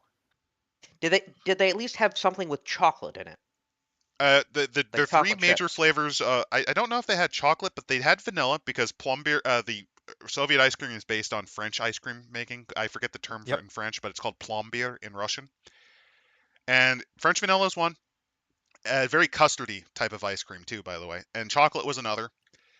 They didn't really have a lot of flavor options. Wait a minute, are you saying that Culver's is in fact a Soviet ice cream maker? It is closer to actual Russian-style ice cream than it is to American, yes.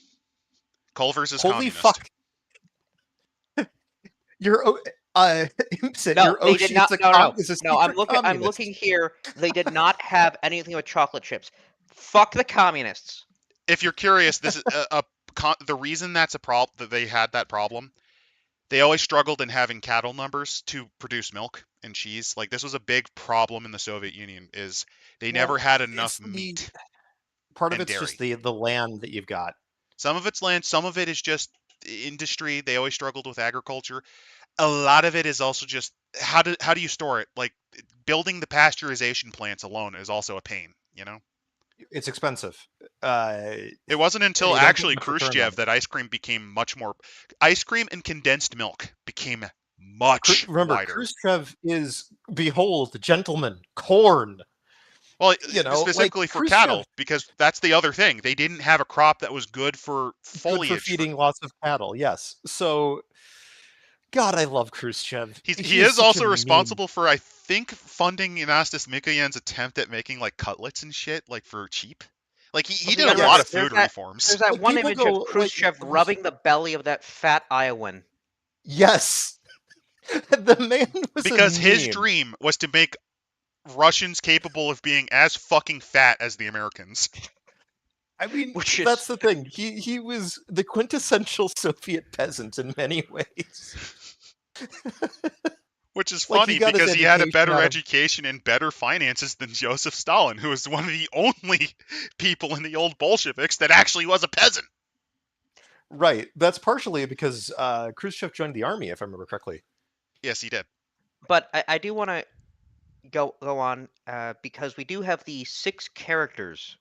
Well, there's like I could spurg a little more, but another common thing is the Russians actually perfected condensed milk to the point where a very common treat even nowadays is what you do is you take the can of condensed milk, and what you do is you sous vide it until it turns into like caramel. It's a very common treat, and when the communists fell, they started cheaping out on the recipes because here's the thing, that stuff is actually not exactly they didn't skimp on quality, which meant that you basically made pennies on the dollar, the kopecks on the ruble. You didn't get a lot. Also, I see here from Closing Straw saying, how would you update this system or setting? And my answer is, you don't. You keep the setting, but you could streamline the system. Streamline the system, but no. You have to keep the setting. Just more insane. I want Ronald Reagan, because he would leading a resistance with a monkey. That's funny. As he did. Oh no. There is one way you could. You could do it like Call of Cthulhu, but I would say the main one should be 1980s edition. I would have because think about it like this. Imagine like a silver sci-fi goofy 1950s Stalin versus the Martians level shit. You could have that as like one setting. This would be your core, and then you have the future one just be what if Fallout, but China, what if Fallout with China? The aliens are communists. You could do that. But that's how I would handle it, setting-wise. I want to note that the characters, the backstories for these guys are so stupid. You've got here, Billy Barstow, Irish American, don't go to church much, singer in a rock and roll band, talks to parents once a week, brother killed in Nam, idols, interests, Bruce, Jimi guitars, Hendrix, and women. And next up is a unironic communist, Maria Cagliari. The religion, though, that's the funniest part. She is a religious trot. Well, look at her race, Italian American. I just like that she's a trot and also still very Catholic. And then we get Jake Westry, who's a WASP Republican, arguably Protestant NYPD detective. Wait. Personal heroes: J. Edgar Hoover, G. Gordon Liddy, and Bernie Getz. I'm just now envisioning. You have the communist pop in, and then you just see Jake and drag, and it's like, it's not what you think. I'm trying to follow in the footsteps of some. Trying to follow in the footsteps. Well, yeah. Think about it. He's 38. He's unmarried. Lives in Queens. Oh yeah, he is. He was at Stonewall. He was at Stonewall. He wasn't at Stonewall, but there's a part of him who wished he was there. He feels like the sort of person. He's a detective. He's a detective. He went undercover among the transsexual prostitution scene. He just also happened to have multiple interviews with some dicks in his mouth. I like also here with he's got a beat up '76 Buick. Yeah. And then you get their backgrounds. Jake Westry voted most likely to have a Grindr account. He's currently in the military, technically. You were called so the Billy guy, he was called from downstairs by his old friend Moisha Cohen. Moisha claims he's planning to resist at age 72. Oh God, I'm just envisioning. Okay, hear me out. This is Back to the Future, but with a cantankerous old Jewish man instead of Doc Brown, and this guy is your Marty. And you've got Maria, who's the old flame of Billy. You know. Yeah, he was writing a movie script here. This is cooking. Well, she's pissed about the Soviets betrayed the Soviets are the wrong kind of communists. Oh, please tell me she's a posadist. Yeah. Please tell me she believes that you have to nuke the world to Trotsky. Bring in the dolphins.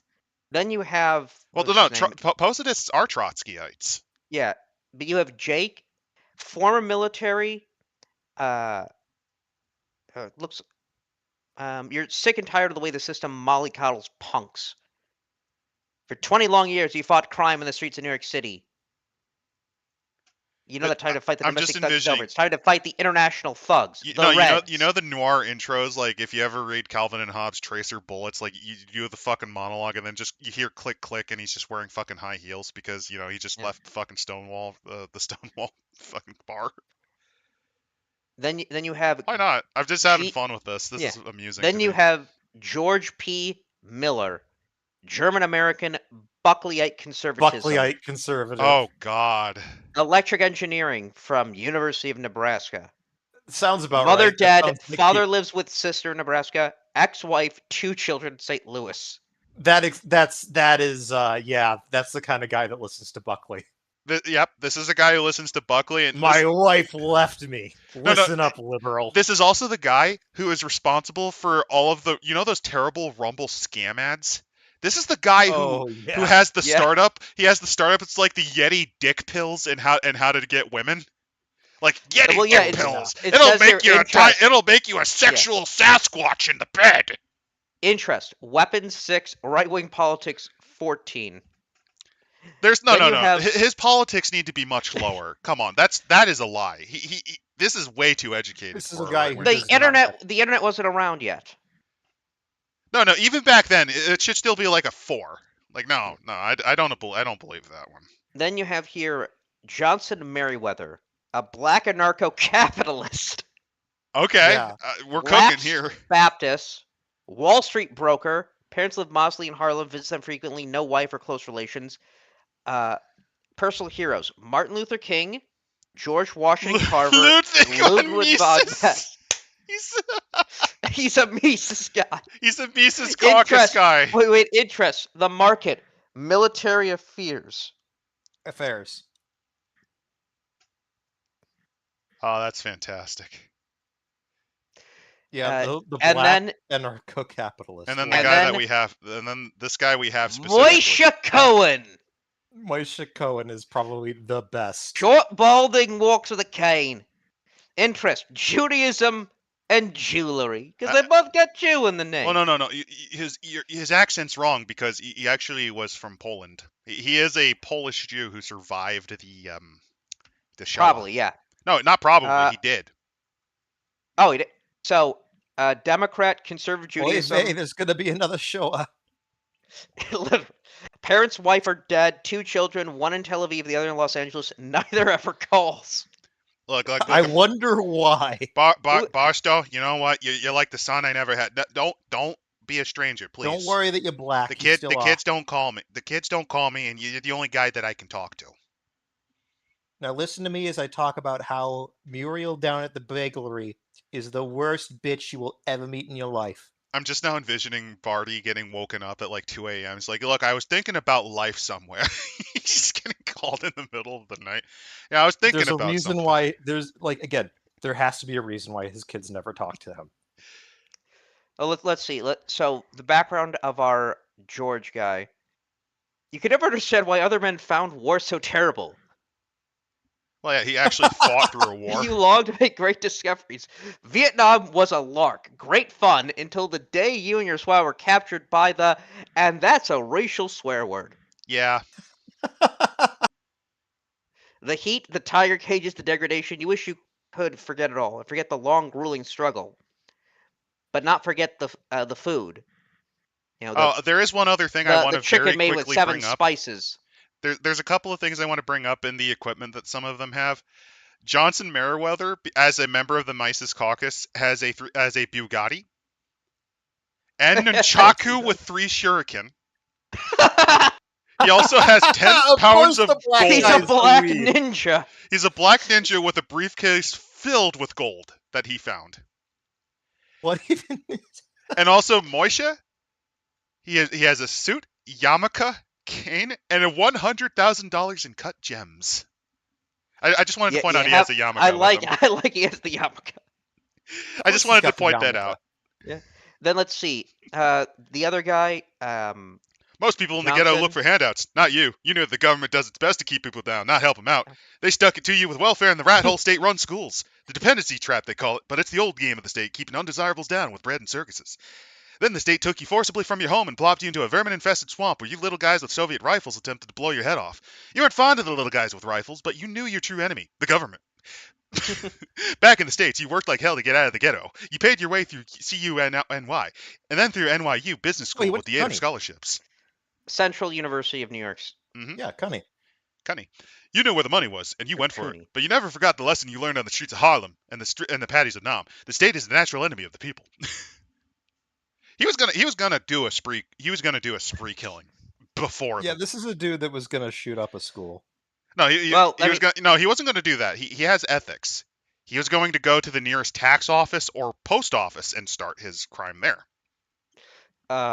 Yeah. And then let's go to Moish. Your mother, father, wife, and children all died in the concentration camps. You fought in the Polish underground. Yeah, I did point out he was a veteran of the war. Oh, this motherfucker. He was part of one of the 2 Jewish movements, specifically. Probably the right-wing one that was former Home Army. Yeah. You stayed in Poland to fight the new oppressors, but by the end of 1945, it was clear the Western Allies had abandoned Poland to her fate. Yep. That is something that happened quite a bit. You never hear from them, but you live comfortably alone, doing a little business, playing chess, and going to temple. Only now the communists have come again, and this time there's nowhere to flee. Basically, I'm old, I'm tired, I'm just gonna try to take out as many. This is a man who commies. I'm sorry. This is a man who fought the Nazis, and all of his family died. He also fought the communists when he realized what they were going to do to his country. Yeah. This is a guy. He's sick of running. He will go down fighting. Yeah, he's sick of running. This is the kind of man who was at Masada in '77. Well, the adventure background. You contacted the boy upstairs. What's his name? Basto? He looked like a good resistance fighter. And Westry, that cop, your chess partner, tough cookie. He'll put a group together. Probably all be killed by the Reds, but, at 72, what's an old man to look forward to? Better be killed by the KGB than wheezing your last in a cancer ward. Living up to his actual name, a real moish. And that just kind of gives you an idea on the sort of characters that you're expected to cook up, and I love it. Now, the rest of the anarcho-capitalist. Yes. The man who very clearly was preparing for war against the government before the Red Army stepped down onto it. Now, they do have a Game Master's book, which we might want to go into, although... I also love the Universal Identification Papers, because that is I do want to get into the papers. This known pre-liberal fascist affiliations. I am not now, nor have I ever been a member of the Republican Party or of any other organization devoted to the forcible overthrow of the government of the United American Soviets. That is fantastic. This is truly Reagan's nightmare. Well, no, the best part is this is actually very similar to identification papers you would get in the USSR. Wait, even organizations like the Boy Scouts, the L5 Society, and Save the Children Foundation are suspect. Well, of course, Yeah. Cars for Kids would be. Well, it's scout movements as a whole. The reason the Soviets made the pioneer units was specifically so they could control Boy Scouts. Because scouting has a sort of Christian element to it. Not perfectly, but there's enough there. And the L5 Society is just a space advocacy organization. That one's the wildest one, because they're the ones that want to build like a space colony. It's O'Neill's. It was O'Neill's group. Very unfortunate. Yeah, like that's the group that I would be the least worried about launching a revolution, because like no. They can go to the one place untouched by communism. Space! Where they will be forced to live like communists, because it's really the only way to live. That actually reminds me of one of the funnier little side notes that people tend to forget about in Fallout. So the vaults, the funniest thing is Vault-Tec actually designed Vault Living to be very similar to the Kommunalka of the Soviet Union. Yes. Because, it's communal living, you're hot bunking. They borrow a lot from communal living and socialist ideas. And that's supposed to be one of the big gags, like one of the parodies. Yes, that is one of the gags of the whole thing. I do want to say in the Game Master section, section 24? Let me see if I can find the exact page of it, because it goes over over the movement and the fun thing, which is the Soviet plans for taking over America. Path of Freedom. We're just. I bet you that the John Birch Society people saw that and thought that this guy had actual intel. Probably. So what page? I think this also then includes like the to make your own private Idaho, like a grid. Well, I mean, you do it. Yeah, you do it Hexgrid. Helicopters. Setting up a campaign, which this does give you some good advice on that. So page Adventure 24 hooks, which is useful, is page 53 of the Game Master section. 95 on the PDF. Okay, because they go through like or entire 94. segments here, which I think is to help explain it further.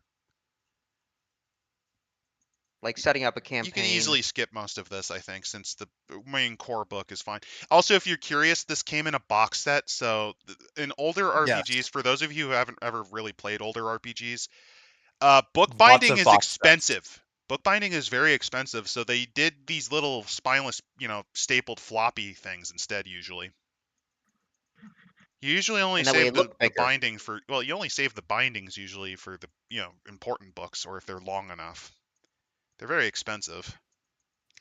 Also, the battle scenario being Assault on Green Mountain. I wonder if that's a reference. Hey, guess what these guys did that I kind of wish that Twilight 2000 did. They have the illustration key for common signals. Like, here's the armored reconnaissance. It gives you all of that here. Yeah. It gives you all of the NATO insignias, yes. Very nice. But it was section 24. So you're... Oh, I skipped, I think, on accident. Sorry about that. The sequence of events. The Spets... resistance... So the organization of forces, before the U.S. submitted to nuclear blackmail, the General Staff on the Ministry of Defense of the Soviet Union organized forces. And so they would it opens like Red Dawn. Sorry. Yeah, you see Spetsnaz, airborne divisions. You seize merchant ships, transport aircraft, port facilities. Resistance should try to interdict Soviet transport. This means sabotage, so stop that. The next phase is pacification through tactical nuclear weapons, conventional means, and chemical agents if necessary. So they're just nuking America. Yes, they are.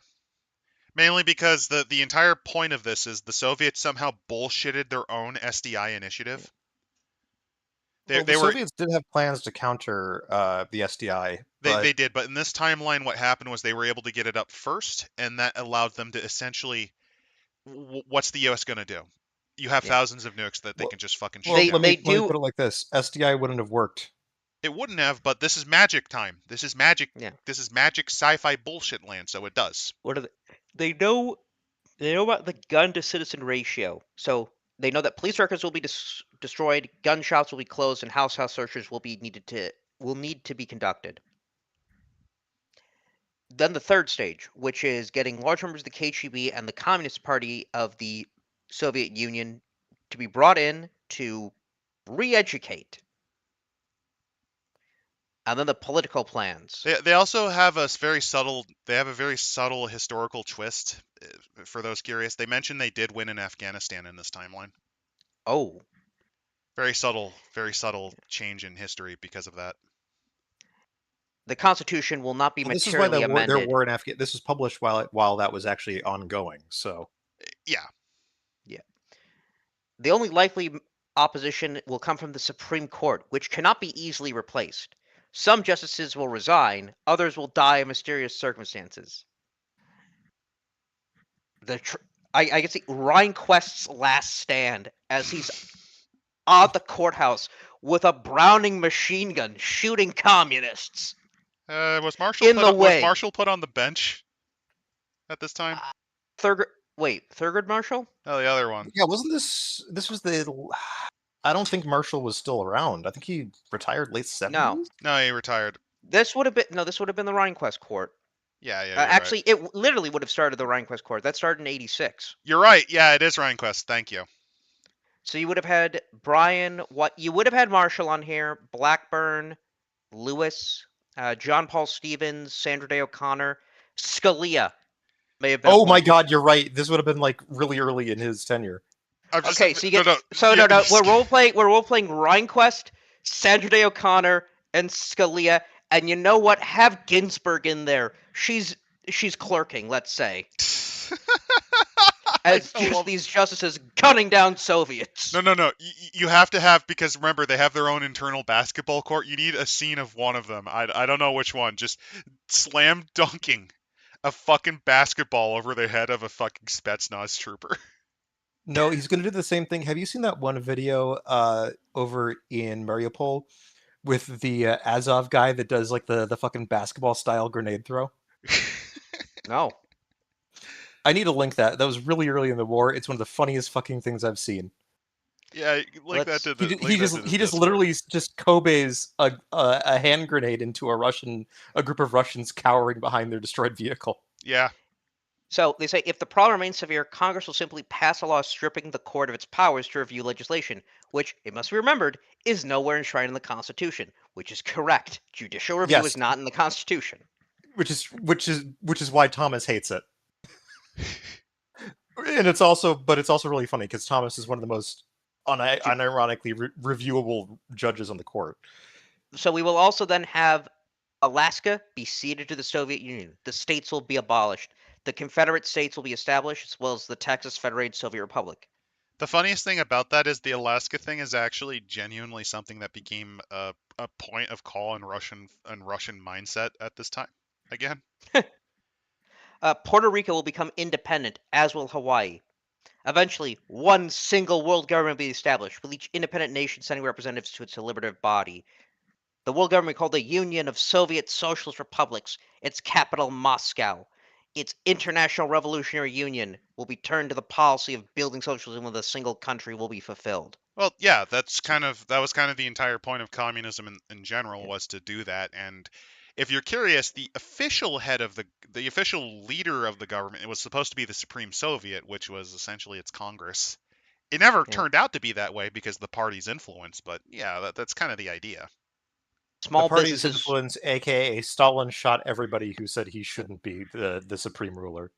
Small businesses will be nationalized, unemployment abolished by declaring it hooliganism and sending the hooligans to slave labor camps. That is true. Unemployment was something that it wasn't like slave camp. The way it worked instead was traditionally you had labor distribution. You would be put into the labor distribution system, and you were expected to find a career. Or if you couldn't through apprenticeship or other things, effectively you were told to dig ditches or basic menial labor until you had enough technical training. Go be a laborer.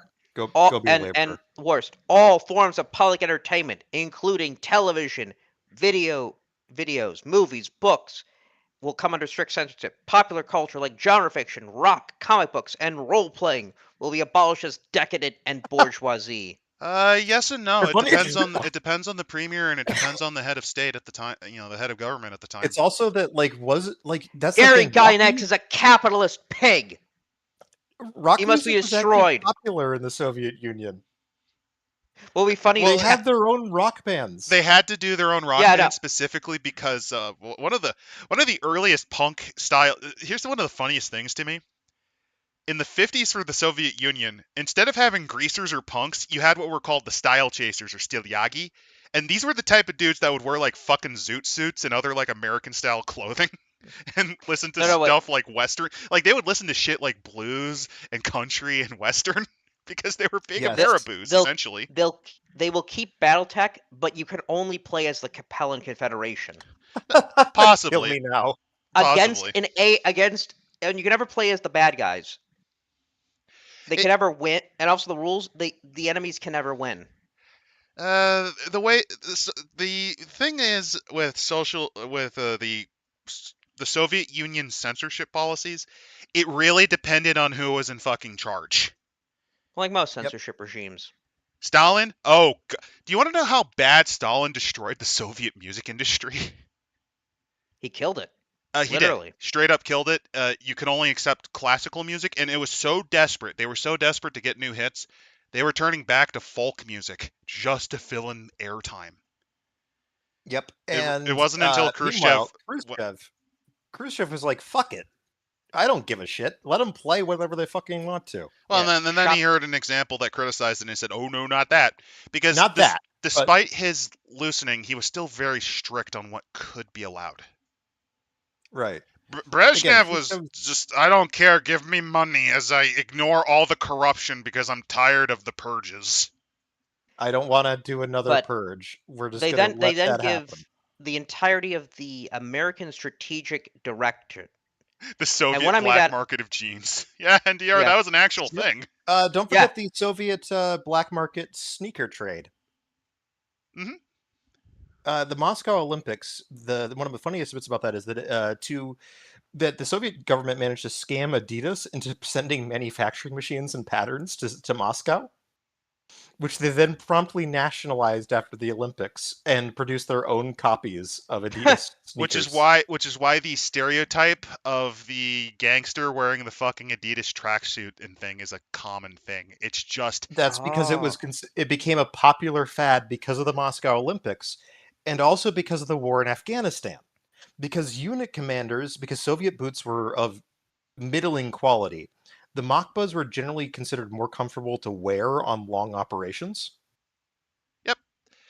Basically because the machine tooling was better than what one of the big problems was just machine tooling in the US was of higher quality just because they had advances in computing and accuracy and design of the machinery. Yes.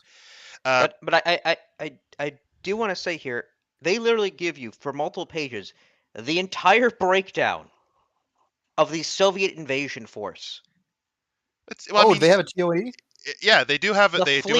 They literally list the fleets, where they're headquartered, what kind of ships there is in the fleet. Amazing. And they do that with the U.S. as well, and UN. The Canadian Occupation Front, the officers, how many are there, what division, the numbers of division, the officers listed men, the kinds of weapons they're using. They like what an air assault brigade is going to have. Yes, because this is this is the era where games like this had to do that. But I gotta say, why? You're never gonna fight all of the communists. The entire the way they said is you actually can fight them stage by stage. Ah. So you could play as American soldiers trying to hold back the line. Like they give us the Cuban Nicaraguan infantry division. They also have really cool little maps. Like one. Look at these colored maps they have on page 113 and 114 in the PDF. Oh, they do give us the timeline as well. Yes, they do. So who's in power? What page is that on? Contra's not. That's on page 62. Thank you. We also have to keep. NASA's budget keeps getting cut. Of course. Let's see. Surprised. Panama falls to communist insurgents. America signs treaty which effectively abolishes private property rights in space or on the high seas. I'm trying to find it. What page in the PDF? I'm sorry, I'm not very 103. Smart. Thank you. Britain. I was a little ahead of you guys. Sorry about that. Press allegations that the Soviets are violating the START II agreements are dismissed by an American government determined to pursue good relations with the Soviets. Honduras, Guatemala, and Colombia fall to communists. So I guess the FARC won. The communist Yeah, government FARC won. in South Africa, that was possible. That was possible. France pursues military buildup. Labour government takes power in Britain. Britain withdraws from NATO. What? Civil war in Mexico. Japan establishes close ties with China. NASA's budget cut. Ed Murphy is elected president in a close contest. His inauguration speech calls for a new sensitivity at home and abroad. Berkeley elects communist mayor. NASA's budget cut. I like Labor how Party just keeps catching strays. No, Well, it's like Cato the Elder. Yeah. NASA's budget must be cut. Netherlands, Belgium, Denmark, Italy withdraw from NATO. Japan, China, and both Korea sign mutual defense pact. NASA budget cut. Mexico City falls to communist insurgents. Soviet Union announces completion of orbital defense network. In March of the first year, Soviet premier demands American surrender. American nuclear missile test launched from Silo, Nevada destroyed. President Murphy surrenders. By April 1st, Soviet troops are landing on the eastern and western seaboard. All commercial flights get grounded. West Germany surrenders. Texas secedes from the Union. Government nationalizes television networks. House-to-house fighting continues in Paris. I think one of my favorite moments is just when the Labour Party takes over the UK. They swing hard left. They go full fucking Bevanite. Yeah. Radio Free America begins broadcasting. Government passes stringent gun control laws. Law lifting habeas corpus restrictions for the duration of the present emergency. The Queen attempts to dissolve Parliament and is executed. A lone raven is seen leaving the Tower of London. Now that's some legendary shit. Massive crop confiscations in areas of America where there's unrest. Major uprisings in Britain.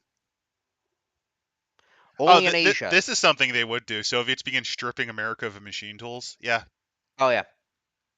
American liberty is only represented by a few ill-clad, poorly fed men shivering in inadequate fires in the forests and mountains of their nation. But remember, like in Valley Forge, we will emerge on boats and murder a bunch of Germans. Well, this sort of do a surprise attack on Christmas because no one's expecting it, then run away again. Yeah. And yet, late in the night, in Arkansas's remote Boston Mountains, a group of diverse men meet surreptitiously, and thus is born the Rebel Command. Rebel Command. Oh my god. That's so corny. They actually do say, the shape of things to come with new adventures. Designer's notes, Ken Ralston is a great deal of credit. Those politics probably make him shudder at the prospect. Dan Palter first proposed a game set in Soviet-occupied America some 2 years ago, and believed from the start that the idea was an extraordinarily powerful one. Essentially what happened was they saw Red Dawn and actually kicked it into high gear. And also they Chadwick. They thank Twilight 2000's creator because Frank Chadwick was the one who wrote that one.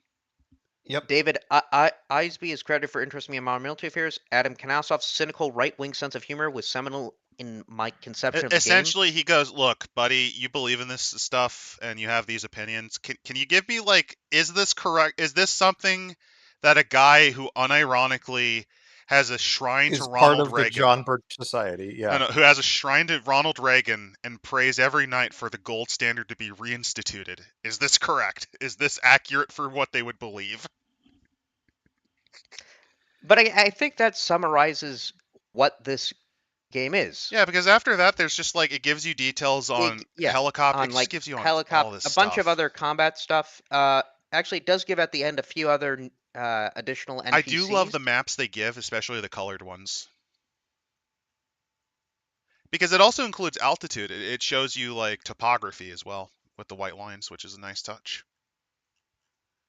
We have some other characters here. What was it? Diana Kohini? Your own private Idaho. We here at Dice Scum are big fans of fun maps to look at.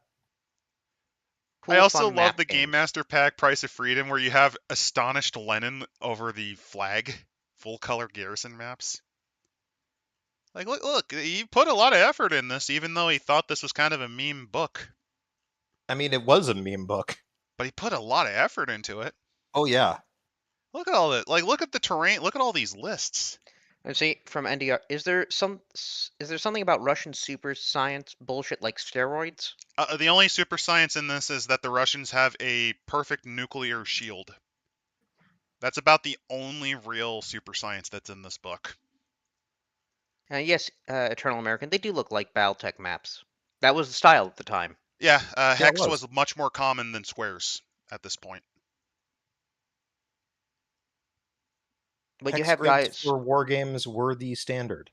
And hey, the last book actually gives you the stats if you wanted to run a war game involving this, because it gives you the Soviet everything.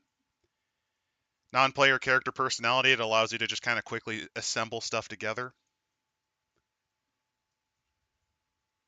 It's interesting to see the effort they. You see a bunch of Soviets causing trouble in a mom and pop diner. Look at the eyebrows on goulash. The goulash is not made like Mama used to make it. Oh, in this case, he's complaining about the beer. He's probably saying it's not enough like kvass. No, the beer. You actually no. The complaint about the beer is that it is not alcoholic enough. He thought he was getting full out of vodka. Actually, wait. They do give the soldiers of the Mayberry Garrison. Well, yeah, because the main setting is in Idaho. Karakov. Give you maps. They give you a lot of stuff. Perhaps his most dangerous quality is his humane treatment of U.S. civilians. His obvious decency and kindness soon begins to sap them of their fear and hatred, until he is destroyed or provoked into committing reprisals against the populace. Effectively, not every Soviet is a monster. That's kind of the idea they're going with. And they just give you different characters, like there's Lori Tallinn, there's Leonid Gobinsky. There's all these. You've got the sergeants Gdansky, Kordin, Donovich. Interest: alcohol, women, gambling, and Olympic sports. Yeah, that sums up most Russians. I mean, these are conscriptive. Well, actually, they're conscriptive. Wait. Think of them as a combination Three Stooges and Sergeant Schultz. They will probably have a real short lifespan. The way these guys are played up as is they're essentially conscriptiviki. Their purpose is to be shot. So if you want to Kove a grenade into them like that one guy in Mariupol, you could do it. That is still one of them. Again, the second best vid out of Mariupol is the one guy with the BTR that kills like 2 T-72s. Actually, the image on page 150. No, there's also a fish out of water. Franz Liest-Heinzelmann. He's a member of the East German Army who was accidentally assigned here. He doesn't speak a lick of the language. He speaks German. He has no fucking clue. He also really loves driving the BMPs around. What an amazing guy. That's cute. I like how they give little character bits for even the guys that you're supposed to shoot. Oh god, look at this poster. Your own private Idaho, and you just have this man screaming with the fucking RPG. This is a video game poster. This is an NES poster, yeah. I could see this being on the NES or like the Sega Master System easily. Or no, actually the side of an arcade cabinet. Oh yeah. I could see this as pinball machine. Oh, pinball would also work. Yeah, like the RPG is your pinball. Red Dawn, the pinball machine.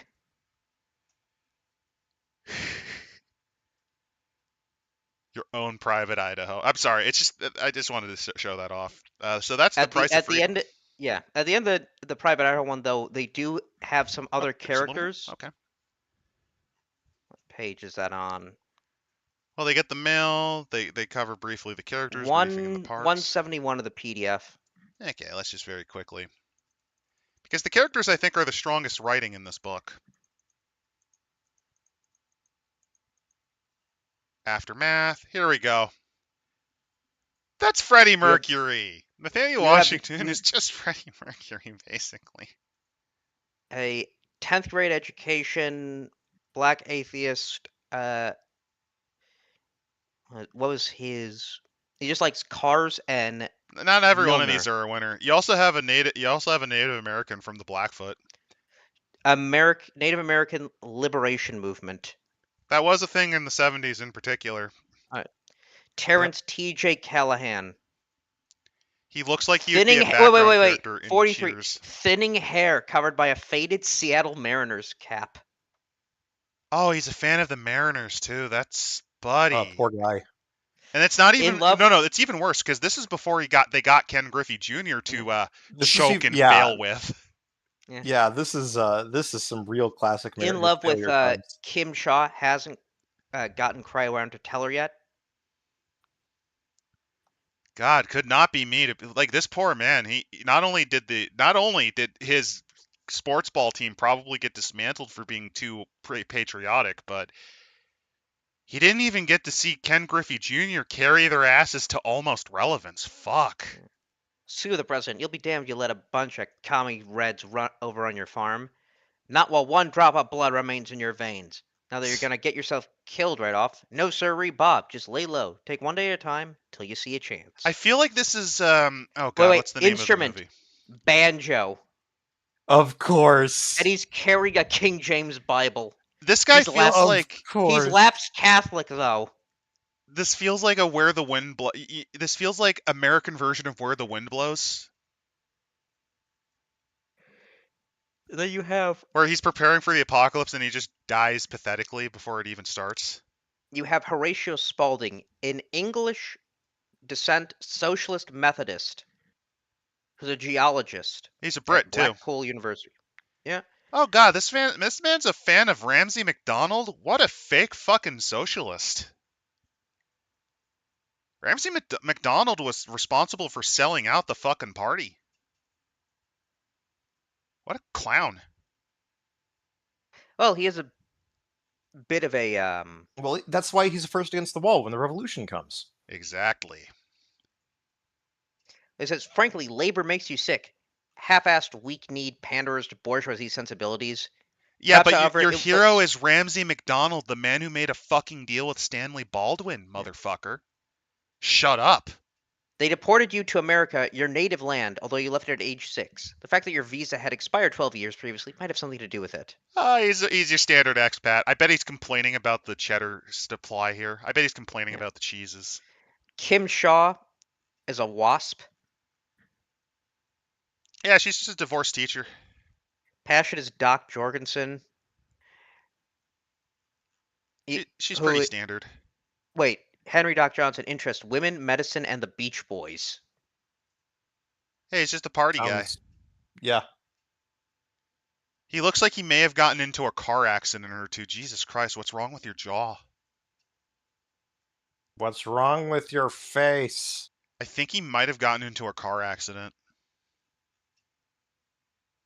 It's still fine. Wait. What he has? 3 cans of Spam. Here's the curse thing. I actually like Spam. It's just, here's the fucked up thing. Spam is too expensive to actually bother with getting nowadays. Because for the price of Spam, you know what you could do instead? Get anything else! What about Spam, eggs, and Spam? Eggs and Spam is great. I also like it in there are some casseroles you can do with Spam that actually work out pretty well. It is a great replacement for bacon. I like it. I don't know. There's something wrong with me. But that overall, I blame the Hawaiians. I must have been infested with their desire for aloha. Yeah, is again what I consider the most American RPG out there. Yeah, this is very fitting. It's a shame that we didn't really have the ability to celebrate it on the 4th of July, but in fairness, the 4th of July in my area was a rained-out shithole that you legitimately couldn't even get fireworks. Don't worry, we celebrated on the day where America gets knocked out of the World's Cup, because soccer is for non-Americans. Did we lose? Yeah, we lost. I mean, we got farther than we got a hell of a lot farther than we should have been. The entire Cum zone got knocked out in the round of 16. That's unfortunate. Canada, we all lost. The Cum zone. Canada, United States, Mexico. That's so sad. I was kind of hoping we'd go a little farther, but not because I care, but it'd be really fucking funny It would have been really funny to knock out the Belgians, but they care too much about this sport that only they play. Well, that's the thing about it, is that the funniest bit about this is what happened to us back in what country has won the World Series every year? Not us, because Canada's won it. Yeah, Canada's won it a few times. I mean, the Expo. You didn't know? The Expos, I don't think. Yeah, the Blue Jays won a couple. Yeah, the Blue Jays have won a series. I'm an American. I don't really pay attention to sports unless it has something to do with my home or national pride. Well, I mean, in fairness, oh god, you got the White Sox. Oh, don't even begin to talk about the Sox. Fuck the White. I'm a Cubs man. I mean, they're better. Yes, they are. I mean, in fairness, getting tetanus and the consumption is better than being a White Sox fan. They came close to Cleveland Spiders territory. I've got family friends that are White Sox fans. How does it feel to support the new age version of the Cleveland Spiders, a team so bad? It's the Pope's favorite team. Yep, the Pope was there when they won a series back in 06. Or when was it? 05? Maybe that's why when he met with our vice president, he didn't die, because God has already punished him enough by being a White Sox fan.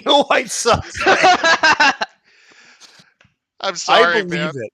That sounds like bullshit, but I believe it.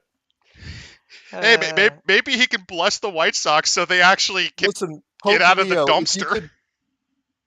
Listen, Pope Leo, if you could please just include in your next papal decree about the White Sox, that'd be really great. Also, if you can, just for the fuck of it, could you excommunicate the Mets? Just excommunicate the Mets. Add more pain to them. They're even worse than the SPXX. Well, the SPXX got excommunicated because here's the fun bit about that. They were excommunicated since the 80s.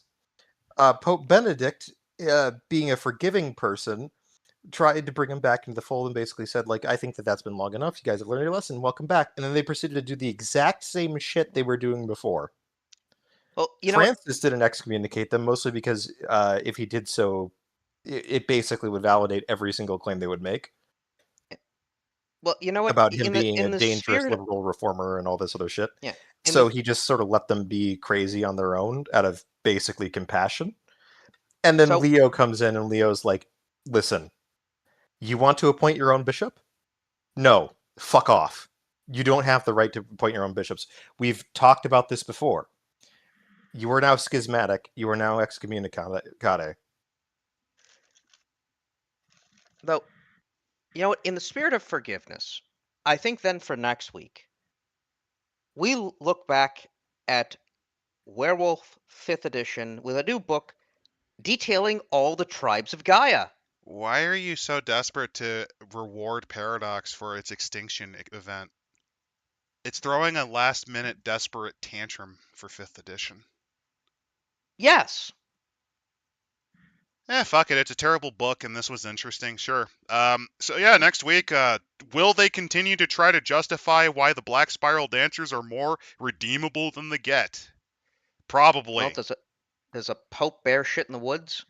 I don't know, but seriously, Leo, what you need to do... does the Pope excommunicate schismatics? Yes, but you know what? Please, Leo, before we sign off, you need to make it really funny. When the Mets try Moneyball again, you need to excommunicate them just to inverse the curse so they actually only do badly rather than terrible. Do it for Spider-Man.